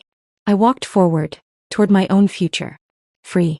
The automatic doors of my apartment building slid open, and I stepped inside, leaving behind the whirlwind of a day that had rewritten the ending of a story Liam thought he had authored. The air conditioning was a welcome contrast to the lingering warmth outside, but it wasn't just the temperature shift that filled me with relief. It was the realization that I was free. For months, I had unknowingly walked toward a trap, one carefully laid with whispered promises, shared dreams, and the illusion of love. But in the end, the snare had closed around him. I took the elevator to my floor, my mind drifting back to the chaos of the wedding hall. The way the guests had gasped, the flicker of horror in Liam's eyes, the moment his perfect facade cracked for the world to see. He had spent years mastering deception, but in those final moments he had nothing left to hide behind. And that was what truly destroyed him. When the elevator doors opened, I walked into my apartment, locking the door behind me. The silence was comforting, a stark contrast to the clinking of champagne glasses and the murmurs of high society gossip that had filled my life for the past few months. I slipped off my heels, letting out a breath I hadn't realized I'd been holding. I expected to feel exhaustion, maybe even the remnants of bitterness, but all I felt was light. My phone buzzed on the kitchen counter. I glanced at the screen. Charlotte. A smirk tugged at my lips as I answered. Tell me you're enjoying the aftershock. Charlotte let out a soft chuckle. More than I should admit. The media is already running with it. His downfall is public now, Lydia. There's no coming back from this. I leaned against the counter, feeling something close to satisfaction settle in my chest. Good. Charlotte hummed, clearly pleased. He's going to try to salvage what's left, you know. But it won't be enough. His business partners are already distancing themselves, his assets are under review, and by the time I'm done with the legal proceedings, he'll be lucky if he can afford an apartment in a mediocre part of town. I smiled, not out of malice but because justice had been served. Let him scramble, I said, reaching for a glass of water. It won't change anything. No, Charlotte agreed, her voice lighter than I'd ever heard it. It won't. There was a pause, but it wasn't uncomfortable. Finally she sighed. I guess this is where we part ways. I nodded even though she couldn't see me. Guess so. Charlotte had been part of this chapter of my life. A key player in unraveling the tangled web Liam had spun. But now we were two women with our own paths, our own futures to reclaim. For what it's worth, she added, you handled this better than I ever did. I let out a soft laugh. I had you to learn from. She chuckled. Take care, Lydia. You too, Charlotte. With that, the call ended. I set my phone down, staring out the window at the city stretching beyond. The skyline looked different tonight, as if I were seeing it through new eyes. The weight of betrayal was no longer tethered to me, the bitterness of deception no longer clouding my vision. I was done. With Liam. With the lies. With all of it. And for the first time in a long time, the thought of tomorrow didn't feel like a question mark. It felt like possibility. A final text buzzed on my screen. I glanced down. Liam, we need to talk. A quiet laugh escaped me. No, we didn't. I let my fingers hover over the keyboard before typing my final words to him. Hope it works out for you. Then without hesitation I blocked his number. And just like that he was gone. I turned off my phone, poured myself a glass of water and walked onto my balcony. The city lights stretched before me, endless and full of life. I took a slow sip, breathing in the night air. The chapter was closed. My story. It was just beginning. She scoffed at my wedding photo on his desk, called me worn out. He laughed it off. She's just teasing. So I mailed her a canvas print. Me in Venice, champagne in hand, her ex kissing my cheek. I even wore the necklace he once gave her. Heard she cried in the office kitchen. She's just worn out in this picture, isn't she? Not exactly magazine material. The words hung in the air of Brett's office as I stood frozen in the doorway, brown paper lunch bag clutched in my suddenly sweaty palm. Monica hadn't noticed me yet, her manicured finger tapping our wedding photo on my husband's desk as she leaned over it, speaking to someone on her headset. My throat tightened as I recognized the silver frame I'd carefully selected just 6 months ago. Brett had insisted on displaying it prominently. So I can see your face when you're not here, he'd said. I mean, look at those dark circles. Honeymoon must have been exhausting, Monica continued with a throaty laugh, adjusting her perfectly tailored blazer. Or maybe marriage already took its toll. I cleared my throat, stepping into the office. The lunch I promised, I announced, my voice steadier than I felt. Monica's head snapped up, those calculating blue eyes widening for just a fraction of a second before her practiced smile appeared. Lindsay. What a surprise, she cooed, straightening to her full height, at least 3 inches taller than me in her stilettos. Brett stepped out for a meeting. Should be back in 10. I heard what you said. The words tumbled out before I could stop them, surprising even myself with their directness. The homemade turkey club sandwiches suddenly felt childish in their wax paper wrapping. Monica blinked once, then twice before her smile widened. About the photo. Oh honey, I was just chatting with my friend about wedding pictures in general. You know how they never quite capture us at our best.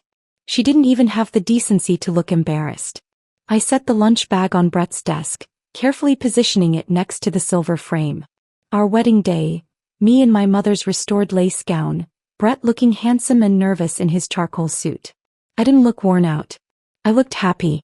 Brett should be back soon, Monica repeated, sliding back to her desk just outside Brett's door.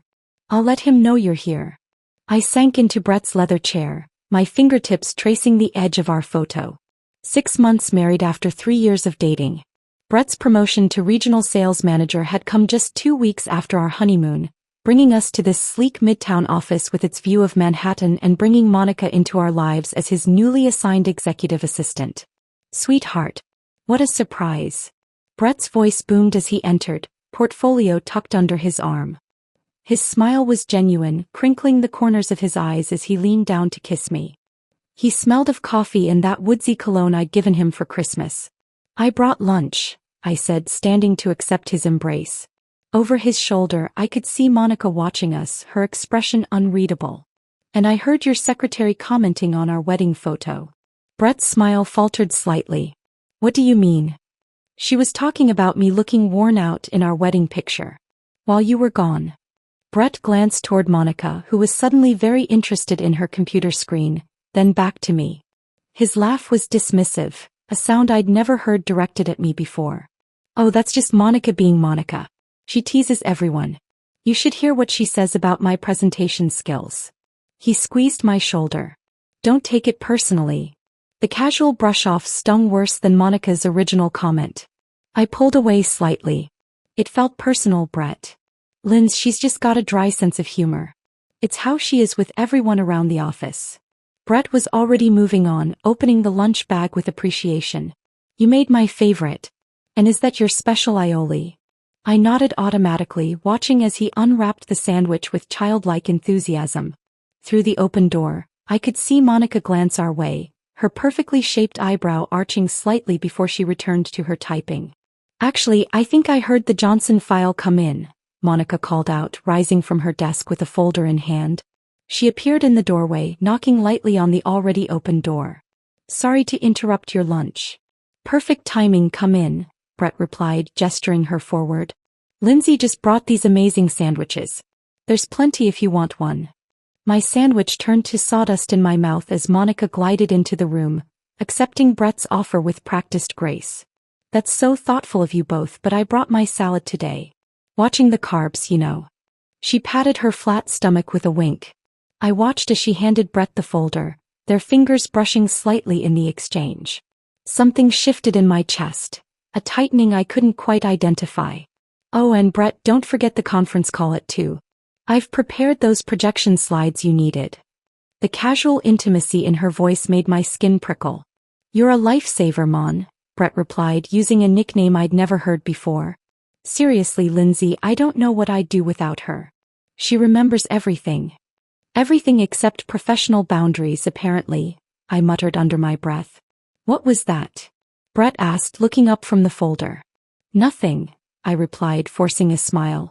Just thinking about your busy schedule. Monica lingered, making small talk about office gossip, names and situations I didn't recognize, but that had Brett chuckling easily. I noted how she leaned against his desk, how her laughter came quick and musical at his jokes, how she seemed to have carved out a space in his daily life that I knew nothing about. When she finally left, closing the door with a gentle click, the office felt different. The photo on Brett's desk suddenly seemed like a relic from another time rather than a 6-month-old memory. She's nice, right? Brett asked between bites. The whole team loves her. She's already organized the office happy hour and a charity run. She made fun of our wedding photo, Brett. She called me worn out while you weren't here. Brett sighed, setting down his sandwich. Honey, I'm sure it wasn't like that. Monica is professional. She wouldn't. I heard her, Brett. I was standing right there. He reached for my hand across the desk. Then it was just a bad joke. She doesn't mean anything by it. The drive home that evening was suffocating in its silence. Brett had kissed me goodbye at his office, promising to be home for dinner, but all I could think about was the easy way he'd dismissed my concerns. The traffic crawled along the FDR drive, giving me ample time to replay the afternoon in my mind. Was I overreacting? Maybe Monica's comment was just thoughtless office banter. But the way Brett had refused to acknowledge it bothered me more than her original words. It was as if my feelings didn't matter when weighed against workplace harmony, or worse, against Monica's feelings. I gripped the steering wheel tighter as a taxi cut me off, forcing me to brake suddenly. The photo in the silver frame flashed in my memory, along with Monica's perfectly manicured finger tapping my face. Worn out, she had said with such casual cruelty. The setting sun glinted off the East River as I inched toward our apartment in Queens, my mind churning with questions I couldn't quite form and suspicions I didn't want to face. Something had shifted today, something I couldn't quite name but could definitely feel. And as I finally pulled into our building's parking garage, I realized the heaviness in my chest wasn't just hurt. It was resolve.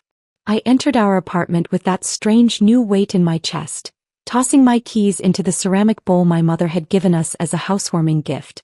Our 2-bedroom in Astoria wasn't much, but we'd made it ours. The mismatched furniture from our single days blending with wedding gifts and weekend flea market finds. The normalcy of it all. The stack of mail on the counter, Brett's running shoes by the door, my half-finished painting on the easel by the window, made the afternoon's events feel even more surreal. The kitchen clock read 6:30. Brett wouldn't be home for at least an hour. I opened the refrigerator, staring blankly at its contents before shutting it again without taking anything. My appetite had vanished somewhere between Brett's office and home. Instead, I poured myself a glass of wine, the Cabernet we'd discovered at that little vineyard upstate last fall. Back when things felt simpler. Before promotions and Monica. "She's just teasing," Brett had said. So easily. So dismissively. I settled onto our worn leather couch, tucking my feet beneath me as I replayed the scene. The way Monica's eyes had flicked over me, assessing and dismissing in the same glance. The way Brett had failed to see what was happening right in front of him. Or maybe he had seen it and simply didn't care. My phone buzzed with a text from Brett. "Wrapping up here. Home by 7:30. Love you." I typed back a quick "okay" without the customary heart emoji, then immediately felt childish for the petty omission. But the wound still felt raw, not just Monica's words, but Brett's casual betrayal in refusing to validate my feelings. When Brett arrived home at 7:45, I'd already set the table and reheated yesterday's lasagna. He greeted me with his usual kiss, dropping his briefcase by the door and loosening his tie. "Something smells good," he said, washing his hands at the kitchen sink. "Sorry I'm late. The Johnson deal needed some last-minute tweaks." I nodded, spooning lasagna onto plates. "Did Monica help with that?" Brett paused briefly before turning off the faucet. "Yeah, actually. She stayed late to finalize the presentation." He dried his hands on the kitchen towel. "She's really great at spotting errors I miss." "I'm sure she is," I murmured, setting the plates on the table with more force than necessary. Brett sighed, taking his seat. "Are you still upset about today?" "It was just a joke, Lindsay. A joke at my expense. About our wedding photo." I remained standing, my hands pressed flat against the cool tabletop. "And you laughed it off like it was nothing." "Because it was nothing," Brett insisted, his voice rising slightly. "You're making this into something it's not. Monica was just being playful. It's how people talk at the office." "People at your office regularly insult their coworkers' spouses?" Brett stabbed at his lasagna. "Come on, that's not fair. You're being way too sensitive about this." "Too sensitive?" The words hit like a slap. "Your secretary insulted me to my face, Brett. And instead of defending me, you sided with her." "I didn't side with anyone. There were no sides to take because there was no real issue." Brett's fork clattered against his plate. "This is exactly why I don't tell you about work stuff. You blow everything out of proportion." "That was new. What else haven't you told me?" Brett's expression shifted from frustration to wariness. "That's not what I meant." "Isn't it?" I finally sat down, more to steady myself than anything else. "What other jokes about me am I too sensitive to hear?" "None." "Jesus, Lindsay." Brett ran a hand through his hair, a nervous habit he'd had since college. "Can we please just eat dinner like normal people?" "Normal people." As if I were the one being irrational. We ate in tense silence for several minutes. I picked at my food while Brett devoured his, apparently unaffected by the argument. That's when I noticed his phone, face up on the table beside his water glass, screen lighting up every few minutes with notifications. Each time his eyes would dart to it, fingers twitching slightly before he'd resume eating. "Popular tonight," I observed, nodding toward the device. "Just work emails," Brett replied too quickly. He flipped the phone face down, but not before I caught a glimpse of the notification banner. Not Outlook, but a text message. My stomach knotted. "On a Tuesday night after hours? The Johnson deal, remember?" Brett reached for his water, avoiding my gaze. "We're presenting tomorrow." Another notification. Brett's fingers drummed against the table, but he didn't touch the phone. "You can check it," I said quietly. "Seems important." Brett hesitated before flipping the phone over, tapping out a quick response with his thumb. "Just Monica with a question about the slides." He set the phone down again, this time tucking it halfway under his plate. "Nothing urgent. Monica." A question that couldn't wait until morning. After dinner, Brett volunteered to clean up, a peace offering I accepted without comment. I retreated to the bathroom, standing under the shower's hot spray until my skin flushed pink, as if I could wash away the day's unease. When I emerged, Brett was already in bed, scrolling through his phone. He set it aside quickly when I entered, reaching for the remote instead. "Want to watch something?" he asked, voice carefully neutral. I nodded, slipping under the covers beside him. We settled on a mindless cooking competition. Safe territory with no room for personal landmines. Brett's arm came around my shoulders.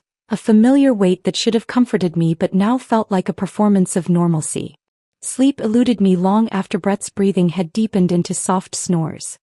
His phone sat charging on his nightstand, its presence somehow accusing in the darkness. I stared at the ceiling, cataloging the day's red flags like counting sheep. Monica's comment, Brett's dismissal, the secretive texts, his defensiveness at dinner. Was I truly being oversensitive? 6 months ago, I'd walked down the aisle certain of Brett's love, of our future together. Now doubt crept in like rising floodwater, seeping into every crack in our foundation. Around 3 a.m. Brett's phone buzzed again. A single vibration, screen briefly illuminating the wall before going dark. A late-night text that couldn't wait until morning. My fingers itched to reach across him, to confirm or dispel my suspicions with a single glance. But something held me back. Not just the risk of waking him, but a deeper instinct warning me against learning a truth I wasn't prepared to face. Instead, I carefully slid out of bed and padded to the kitchen. Our wedding album sat on the bookshelf beside cookbooks we rarely used. I pulled it down, settling onto the sofa to page through memories still fresh enough to sting. Brett's face as I walked down the aisle, our first dance, cake smeared on noses, goodbye hugs as we left for our honeymoon. In none of those photos did I look worn out. I looked radiant, hopeful, in love. What had changed in 6 months? The promotion, yes. The new office. Monica. But something else had shifted too. Something in Brett or in me or in the space between us. Dawn found me still on the couch, the album closed on my lap. A decision crystallizing in my mind. Direct confrontation wouldn't work. Brett had already shown he would dismiss my concerns, paint me as irrational. Demanding answers would only push him further away, make him more secretive. No, this required a different approach. If Monica wanted to play games, I could play too, but with my own rules. I wouldn't confront Brett about his texts, his defensiveness, his secrets. Not yet. First, I needed to understand exactly what I was dealing with. And then I would respond in a way neither Brett nor Monica would see coming. As the first rays of sunlight filtered through our blinds, I returned the album to its shelf and began making coffee, a plan already taking shape in my mind. Brett would wake to find his wife smiling, apologetic for overreacting yesterday. He wouldn't suspect a thing. Brett entered the kitchen 15 minutes later, his hair still damp from the shower. He hesitated briefly when he saw me standing there with coffee already brewing, clearly expecting the tension from last night to continue. "Good morning," I said, offering a warm smile that didn't quite reach my eyes. "Coffee's almost ready." Relief washed over his face. "Thanks, babe. Listen, about last night." "Let's not rehash it," I interrupted, sliding a mug toward him. "I thought about it and maybe I did overreact a little. Office culture can be different from what I'm used to." Brett's shoulders visibly relaxed as he doctored his coffee with cream and sugar. "I appreciate that, Linz. I hate fighting with you." "Me too." I leaned against the counter, watching him over the rim of my mug. "Actually, I was thinking I should make more of an effort to get to know your work friends. Maybe we could plan something." Brett nearly choked on his coffee. "Really? I mean, that would be great. The company picnic is next month." "Why wait that long? What about happy hour this week?" I suggested casually. "You're always talking about those Thursday gatherings. You'd want to come to that?" Brett looked both pleased and slightly bewildered. "Yeah, sure. The team would love to meet you." "Great," I replied, dropping a kiss on his cheek as I passed by to grab my phone. "Text me the details." As soon as Brett left for work, I dropped the facade. My smile faded, replaced by focused determination as I opened my laptop at the kitchen table. If I was going to understand what I was dealing with, I needed information, not just about Monica but about the entire office dynamic. The company website revealed little beyond professional headshots and bland bios. Monica's LinkedIn profile was equally uninformative, impressive credentials, a carefully curated work history, and an anodyne, passionate about organizational efficiency tagline. Nothing personal, nothing revealing. I switched to Instagram, searching for her name. Her profile was private, but her profile picture showed her on a beach somewhere tropical, sunglasses perched on her perfect nose. I scrolled through the list of mutual connections, surprised to find we shared one. Jenna Wilson, a graphic designer at Brett's company whom I'd met briefly at a holiday party last year. Jenna had seemed friendly enough, unguarded in a way that suggested she wasn't part of any office politics. The perfect source of information. I crafted a casual message. Hey Jenna. It's Lindsay, Brett Miller's wife. We met at the Christmas party. I'm planning a surprise for Brett's birthday and wanted to get some input from his work friends. Any chance you're free for coffee this week? Her response came within the hour. Lindsay. Of course I remember you. Coffee sounds great. Tomorrow at 1? There's a cute place near the office called Grounded. Perfect.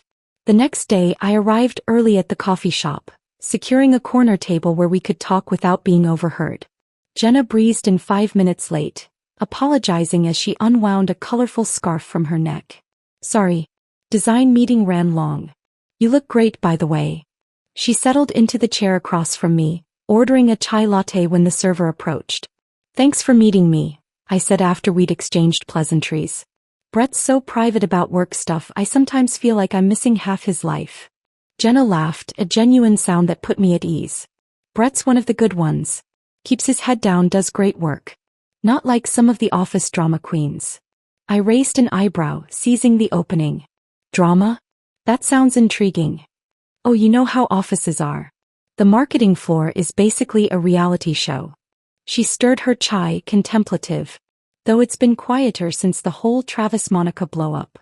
My pulse quickened. Travis-Monica? Oh God, you don't know?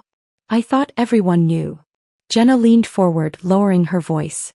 Monica? Brett's assistant? He was dating this guy Travis for like 5 years. College sweethearts, the whole fairy tale. Then boom, he dumps her out of nowhere 2 months ago. Right before they were supposed to move in together. I feigned surprise. That's awful. Was there someone else? Jenna shook her head. That's the thing, by all accounts Travis is a decent guy. Said he just wasn't ready for the next step. Monica took it hard. Like really hard. Started showing up to work looking like she hadn't slept, took sick days. Then suddenly she's back, all perfect outfits and flirting with every guy in the office. Including married ones? I asked, trying to keep my tone casual. Jenna's eyes widened slightly. You've noticed too? I mean, I don't want to gossip, but... She hesitated. Let's just say you're not the only wife who's had concerns. Monica seems to have this thing for unavailable men now. Like she's proving something to herself. Or to Travis, I thought. Does she still talk about him? Travis. I sipped my coffee, watching Jenna carefully. Not directly. But she still wears that necklace he gave her. Silver pendant thing with a little moonstone. Never takes it off. And Melissa from accounting said she saw Monica scrolling through his Instagram during lunch last week. Jenna checked her phone. Speaking of lunch, I should head back soon. Just one more question, I said, my mind racing. This Travis, do you know what he does? Where he works? Jenna looked puzzled by my interest but answered readily. He's a photographer, I think. Does commercial work, corporate headshots, that kind of thing. Actually, she brightened, he did our company headshots last year. That's how they met. I walked Jenna back toward her office, grateful for the frigid January air that explained the flush in my cheeks. We parted with promises to meet again soon, her none the wiser about my true interests. Back home, armed with a name and profession, I began my search in earnest. Travis Bennett's photography website appeared immediately in my search results. A sleek, professional showcase of his work. Corporate events, product photography, headshots of smiling professionals. And under personal projects, a series of intimate portraits. All women, all beautiful, all captured with a gaze that felt almost loving. One, dated about 7 months ago, showed Monica on a park bench, laughing at something off camera, that silver pendant gleaming at her throat. I found his contact form, my finger hovering over the keyboard as I considered my approach. Too eager and I'd raise suspicions. Too vague and he might ignore me altogether. Finally, I typed, I'm looking for a photographer for a personal project. Something that captures a more intimate, authentic portrait than standard headshots. Your work with natural lighting particularly impressed me. I'd love to discuss rates and availability. Short, professional, innocuous. I signed it Lindsay Miller, not hiding my identity but not broadcasting my connection to Monica either. Then I clicked send before I could second-guess myself. His response arrived that evening while Brett was in the shower. Thanks for reaching out, Lindsay. I'd be happy to discuss your project. My schedule is fairly open next week. Would you prefer to talk by phone or over coffee? I smiled at my phone screen, the first genuine smile in days. Coffee would be great, I replied. Tuesday at 10? There's a place called Grounded that I've heard good things about. The same cafe where I'd met Jenna. A small risk but a calculated one. If anyone saw us, it would appear to be nothing more than a business meeting. And somehow, it felt fitting to begin this new phase in the very place where I'd discovered Monica's weakness. Travis confirmed our meeting with a brief, "See you then." I closed my laptop and joined Brett in bed, maintaining my facade of reconciliation as I curled against him. He pulled me close, murmuring something about being glad we were past that office misunderstanding. I made an agreeable sound, already mapping out my next steps as Brett drifted to sleep beside me. Monica had aimed for a tender spot, my marriage, my very identity as Brett's wife. Now I knew exactly where to aim in return. The silver pendant. The ex-boyfriend. The broken heart she was trying to hide beneath her perfect exterior. Thursday's happy hour couldn't come soon enough. Thursday's office happy hour proved even more illuminating than I'd expected. Brett introduced me around with obvious pride, his arm draped possessively across my shoulders. I dressed with calculated precision.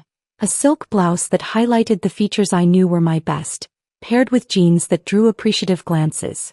Nothing too obvious, nothing that screamed marking my territory, but enough to remind everyone, especially Monica, that I wasn't the worn-out wife in the wedding photo. Monica's smile tightened when she saw me, her eyes flicking between Brett and me as we approached the high-top table where she stood with several colleagues. "Monica," I greeted her warmly, extending my hand. "So nice to see you again under better circumstances." Her handshake was firm, professional. "Lindsay, I didn't realize you'd be joining us tonight." "Last-minute decision," I replied, keeping my tone light. "I've been so curious about Brett's work family." Throughout the evening I observed her. The way she laughed too loudly at the male colleagues' jokes.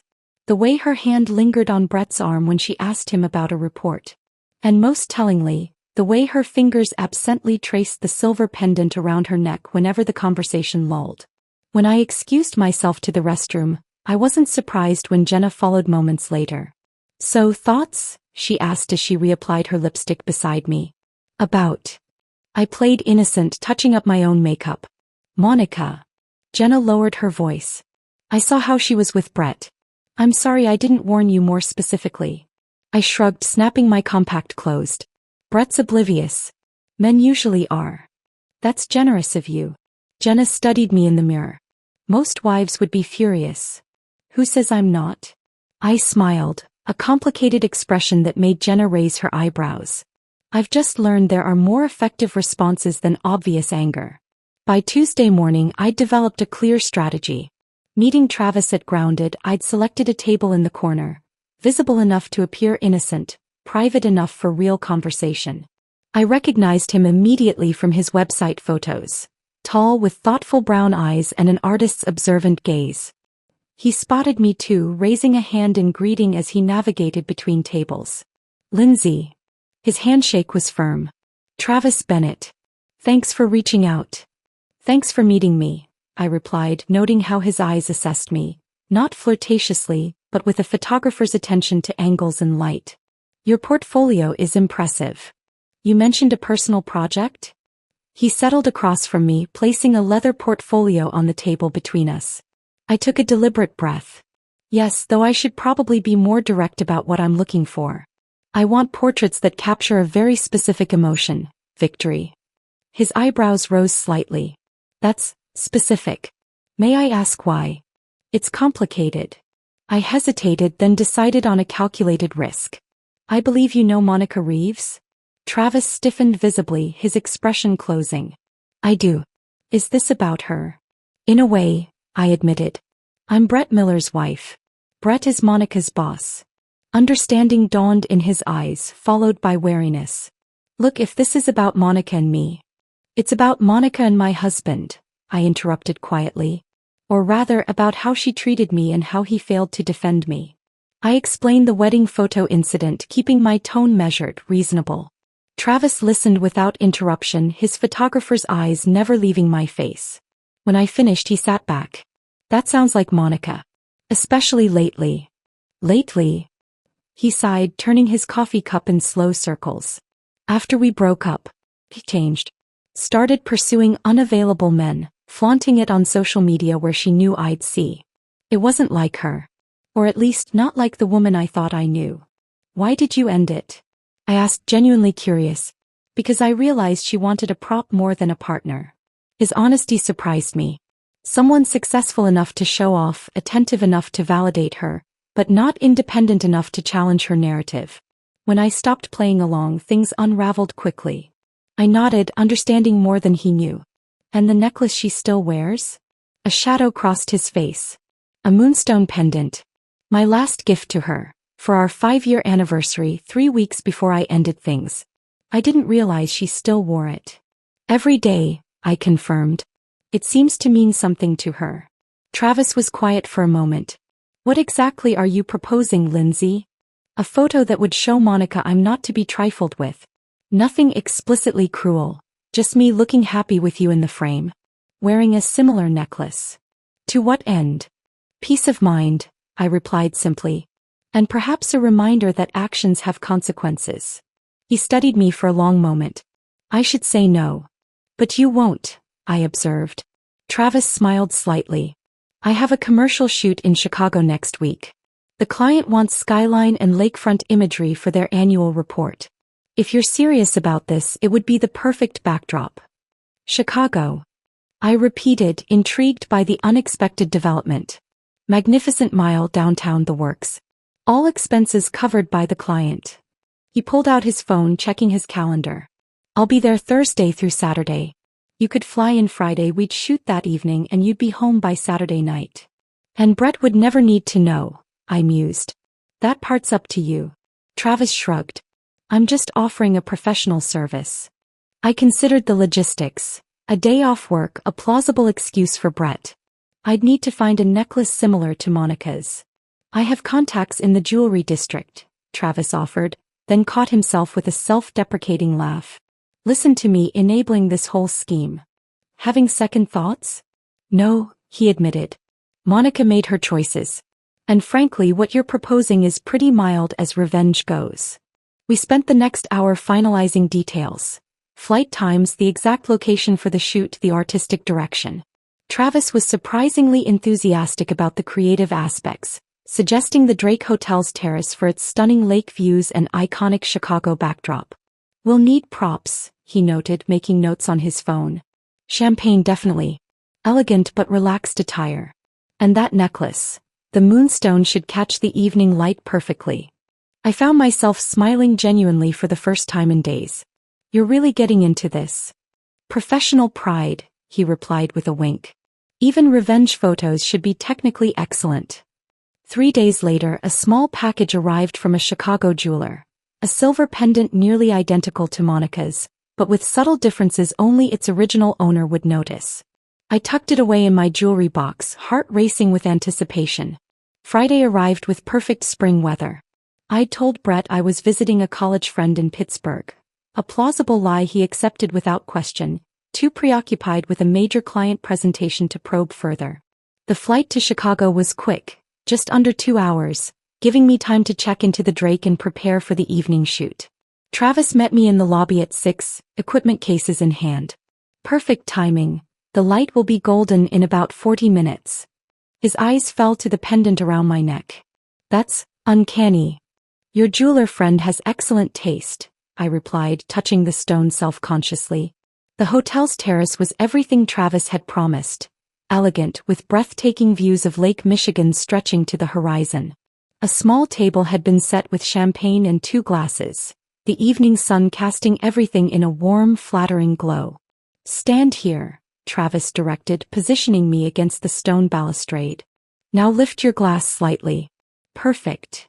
For the next hour we worked through various poses, some casual, some more deliberate.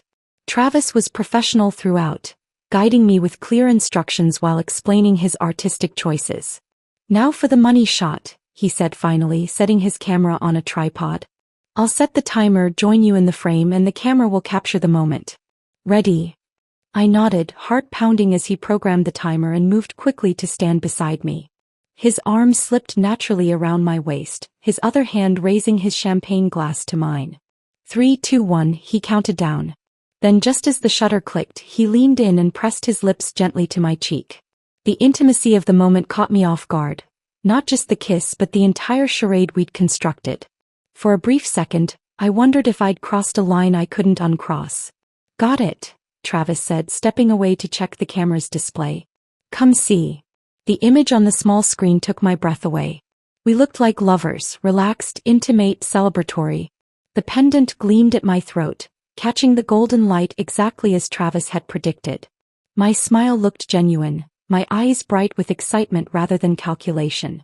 It's perfect, I whispered. Travis nodded, his expression unreadable. It tells exactly the story you wanted to tell. As we packed up the equipment, our conversation turned reflective. Do you think this will actually change anything? Travis asked. Maybe not, I admitted. But it will let Monica know I'm not a passive target. And it might make Brett realize there are consequences to dismissing me. Fair enough. Travis hesitated. For what it's worth, I think Brett's an idiot for not appreciating what he has. I smiled, touched by the unexpected compliment. And Monica? Monica is fighting her own demons, Travis said quietly. That doesn't excuse her behavior, but it might explain it. We parted in the hotel lobby, our mission accomplished.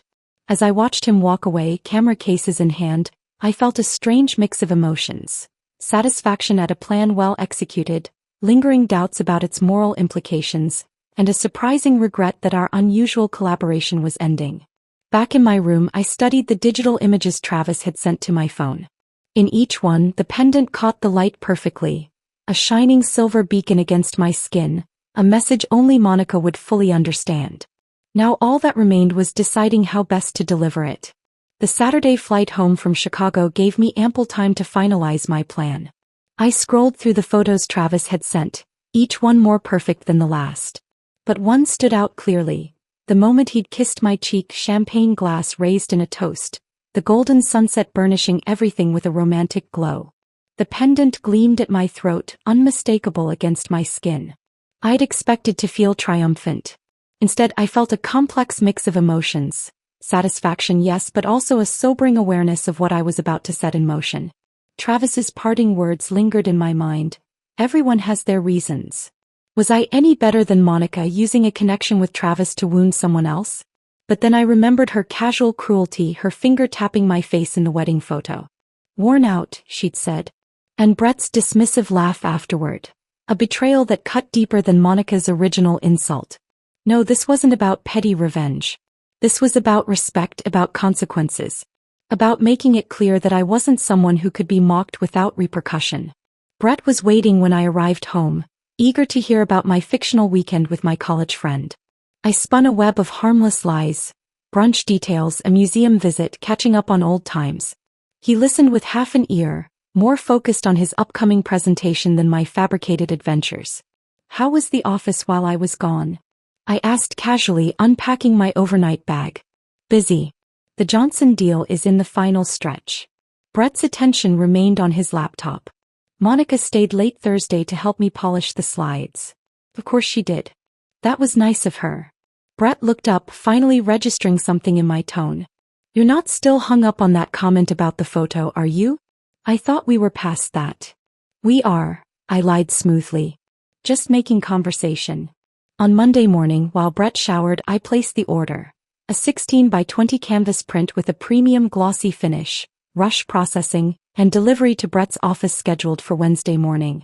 The shipping address read, Monica Reeves, care of Miller Marketing Associates, with a simple note card attached. Thought you'd appreciate seeing where your gift ended up. The canvas cost nearly $200 with the expedited printing and shipping, but some things were worth the investment. I spent Tuesday in a state of controlled anticipation, rehearsing my next moves. Brett mentioned offhandedly that there was a staff meeting Wednesday morning, perfect timing for a package delivery when everyone would be gathered in the conference room. Wednesday dawned crisp and clear. I dressed with particular care, A burgundy wrap dress that Brett had always admired, subtle makeup that highlighted my eyes.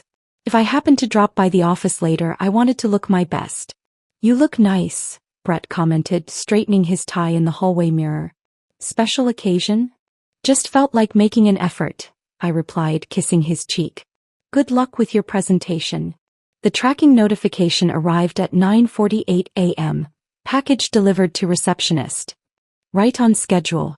The staff meeting would be wrapping up soon, with everyone returning to their desks.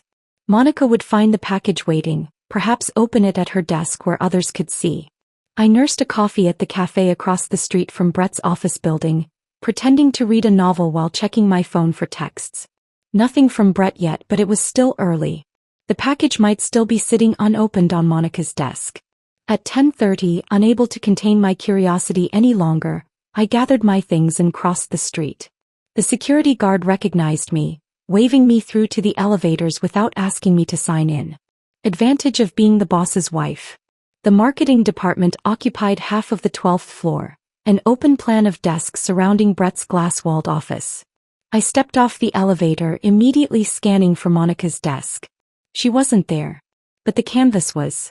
Propped against her computer monitor for all to see, the glossy surface catching the fluorescent lighting. From across the room, I could make out Travis's arm around my waist, my champagne glass raised in celebration, his lips against my cheek. And at my throat, the pendant catching the golden Chicago sunset. Several employees glanced my way as I entered, their expressions ranging from curiosity to poorly concealed amusement. Jenna spotted me from her desk, her eyes widening before she hurried over. Lindsay, I didn't know you were coming in today. Her voice was pitched low, urgent. Did you see what? The canvas? Yes. I kept my tone casual. Where's Monica? Jenna glanced toward the break room. In the kitchen. She's upset. And Brett? In his office. He saw the photo when everyone was looking at it. He's been in there with the door closed since Monica ran off. I nodded, feeling strangely calm. I think I'll grab a coffee while I'm here. The kitchen was at the far end of the floor, a small space with basic amenities. I found Monica standing by the window, her back to the door, shoulders rigid with tension. She must have heard my footsteps because she turned, her carefully applied makeup streaked with tears, eyes widening when she recognized me. You, she said, the single word loaded with accusation. Me, I agreed, moving to the coffee machine. Rough morning. How could you? Her voice trembled. You had no right to. To what? Have coffee with a photographer? Visit Chicago. I kept my tone innocently conversational as I selected a pod for the machine. Or was there something specific that bothered you? Monica's fingers went instinctively to her throat, to the pendant that matched the one I'd worn in the photo. You did this deliberately. To hurt me. I met her gaze directly. The way you deliberately hurt me when you mocked my wedding photo? When you called me worn out, and laughed about it with my husband? That was different. It was just office talk. And mine was just a vacation photo. I shrugged, taking my coffee. Interesting how something so casual can still sting, isn't it? Monica's face crumpled slightly, her polished facade giving way to genuine hurt. You don't understand what you've done. Travis and I broke up months ago, I finished for her. According to him, it was because you wanted a prop more than a partner. Sound familiar? The color drained from her face. He said that. Among other things. I sipped my coffee. You know what's funny? Neither Travis nor I intended this to be cruel. We just wanted you to understand that actions have consequences. That people aren't pawns in whatever game you're playing. Monica stared at me, speechless for perhaps the first time since I'd met her. Lindsay. Brett's voice from the doorway startled us both. He stood there, tie loosened, expression unreadable as he looked between us. Can I see you in my office? I nodded, setting down my coffee cup. Of course. As I passed Monica, I paused. For what it's worth, he kept all your photos. The ones from his personal projects gallery. He still cares what happened to you. The walk to Brett's office felt longer than it should have, colleagues pretending not to watch as we passed. Brett closed the door behind us, the glass walls suddenly feeling very transparent as he turned to face me. The photo, he asked, gesturing to a copy of the canvas he'd placed on his desk. Want to explain? Not particularly, I replied, suddenly tired of explanations and justifications. Do you want to explain why you laughed when your secretary insulted me to my face? Brett flinched. That's not the same thing. Isn't it? Both involved publicly embarrassing your spouse. I didn't publicly embarrass. He stopped, reconsidering. Okay, maybe I did. But this? A revenge photo with her ex-boyfriend? The necklace? That's calculated, Lindsay. That's cold. Yes, I agreed simply. It was. Brett stared at me as if seeing me for the first time. I didn't think you were capable of something like this. That's the problem, isn't it? You didn't think about me at all. I moved toward the door. The question isn't whether I was right to send that photo, Brett. It's why I felt I needed to in the first place. I left him standing by his desk, the glossy canvas between us like a declaration.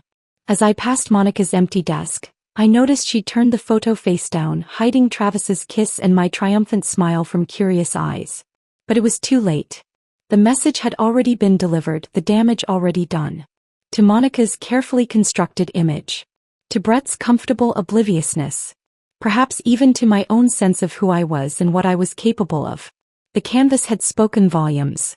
Now we would all have to live with what it had revealed. If this story of sweet revenge had you on the edge of your seat, smash that like button right now. My favorite part was when Lindsay wore Monica's necklace in that perfect photo with Travis. What was your favorite moment? Was it when Monica called Lindsay worn out? Or when Brett dismissed his wife's feelings? Maybe it was the tearful kitchen confrontation at the office? Drop it in the comments below. Don't miss more thrilling stories like this. Subscribe and hit that notification bell so you never miss an upload.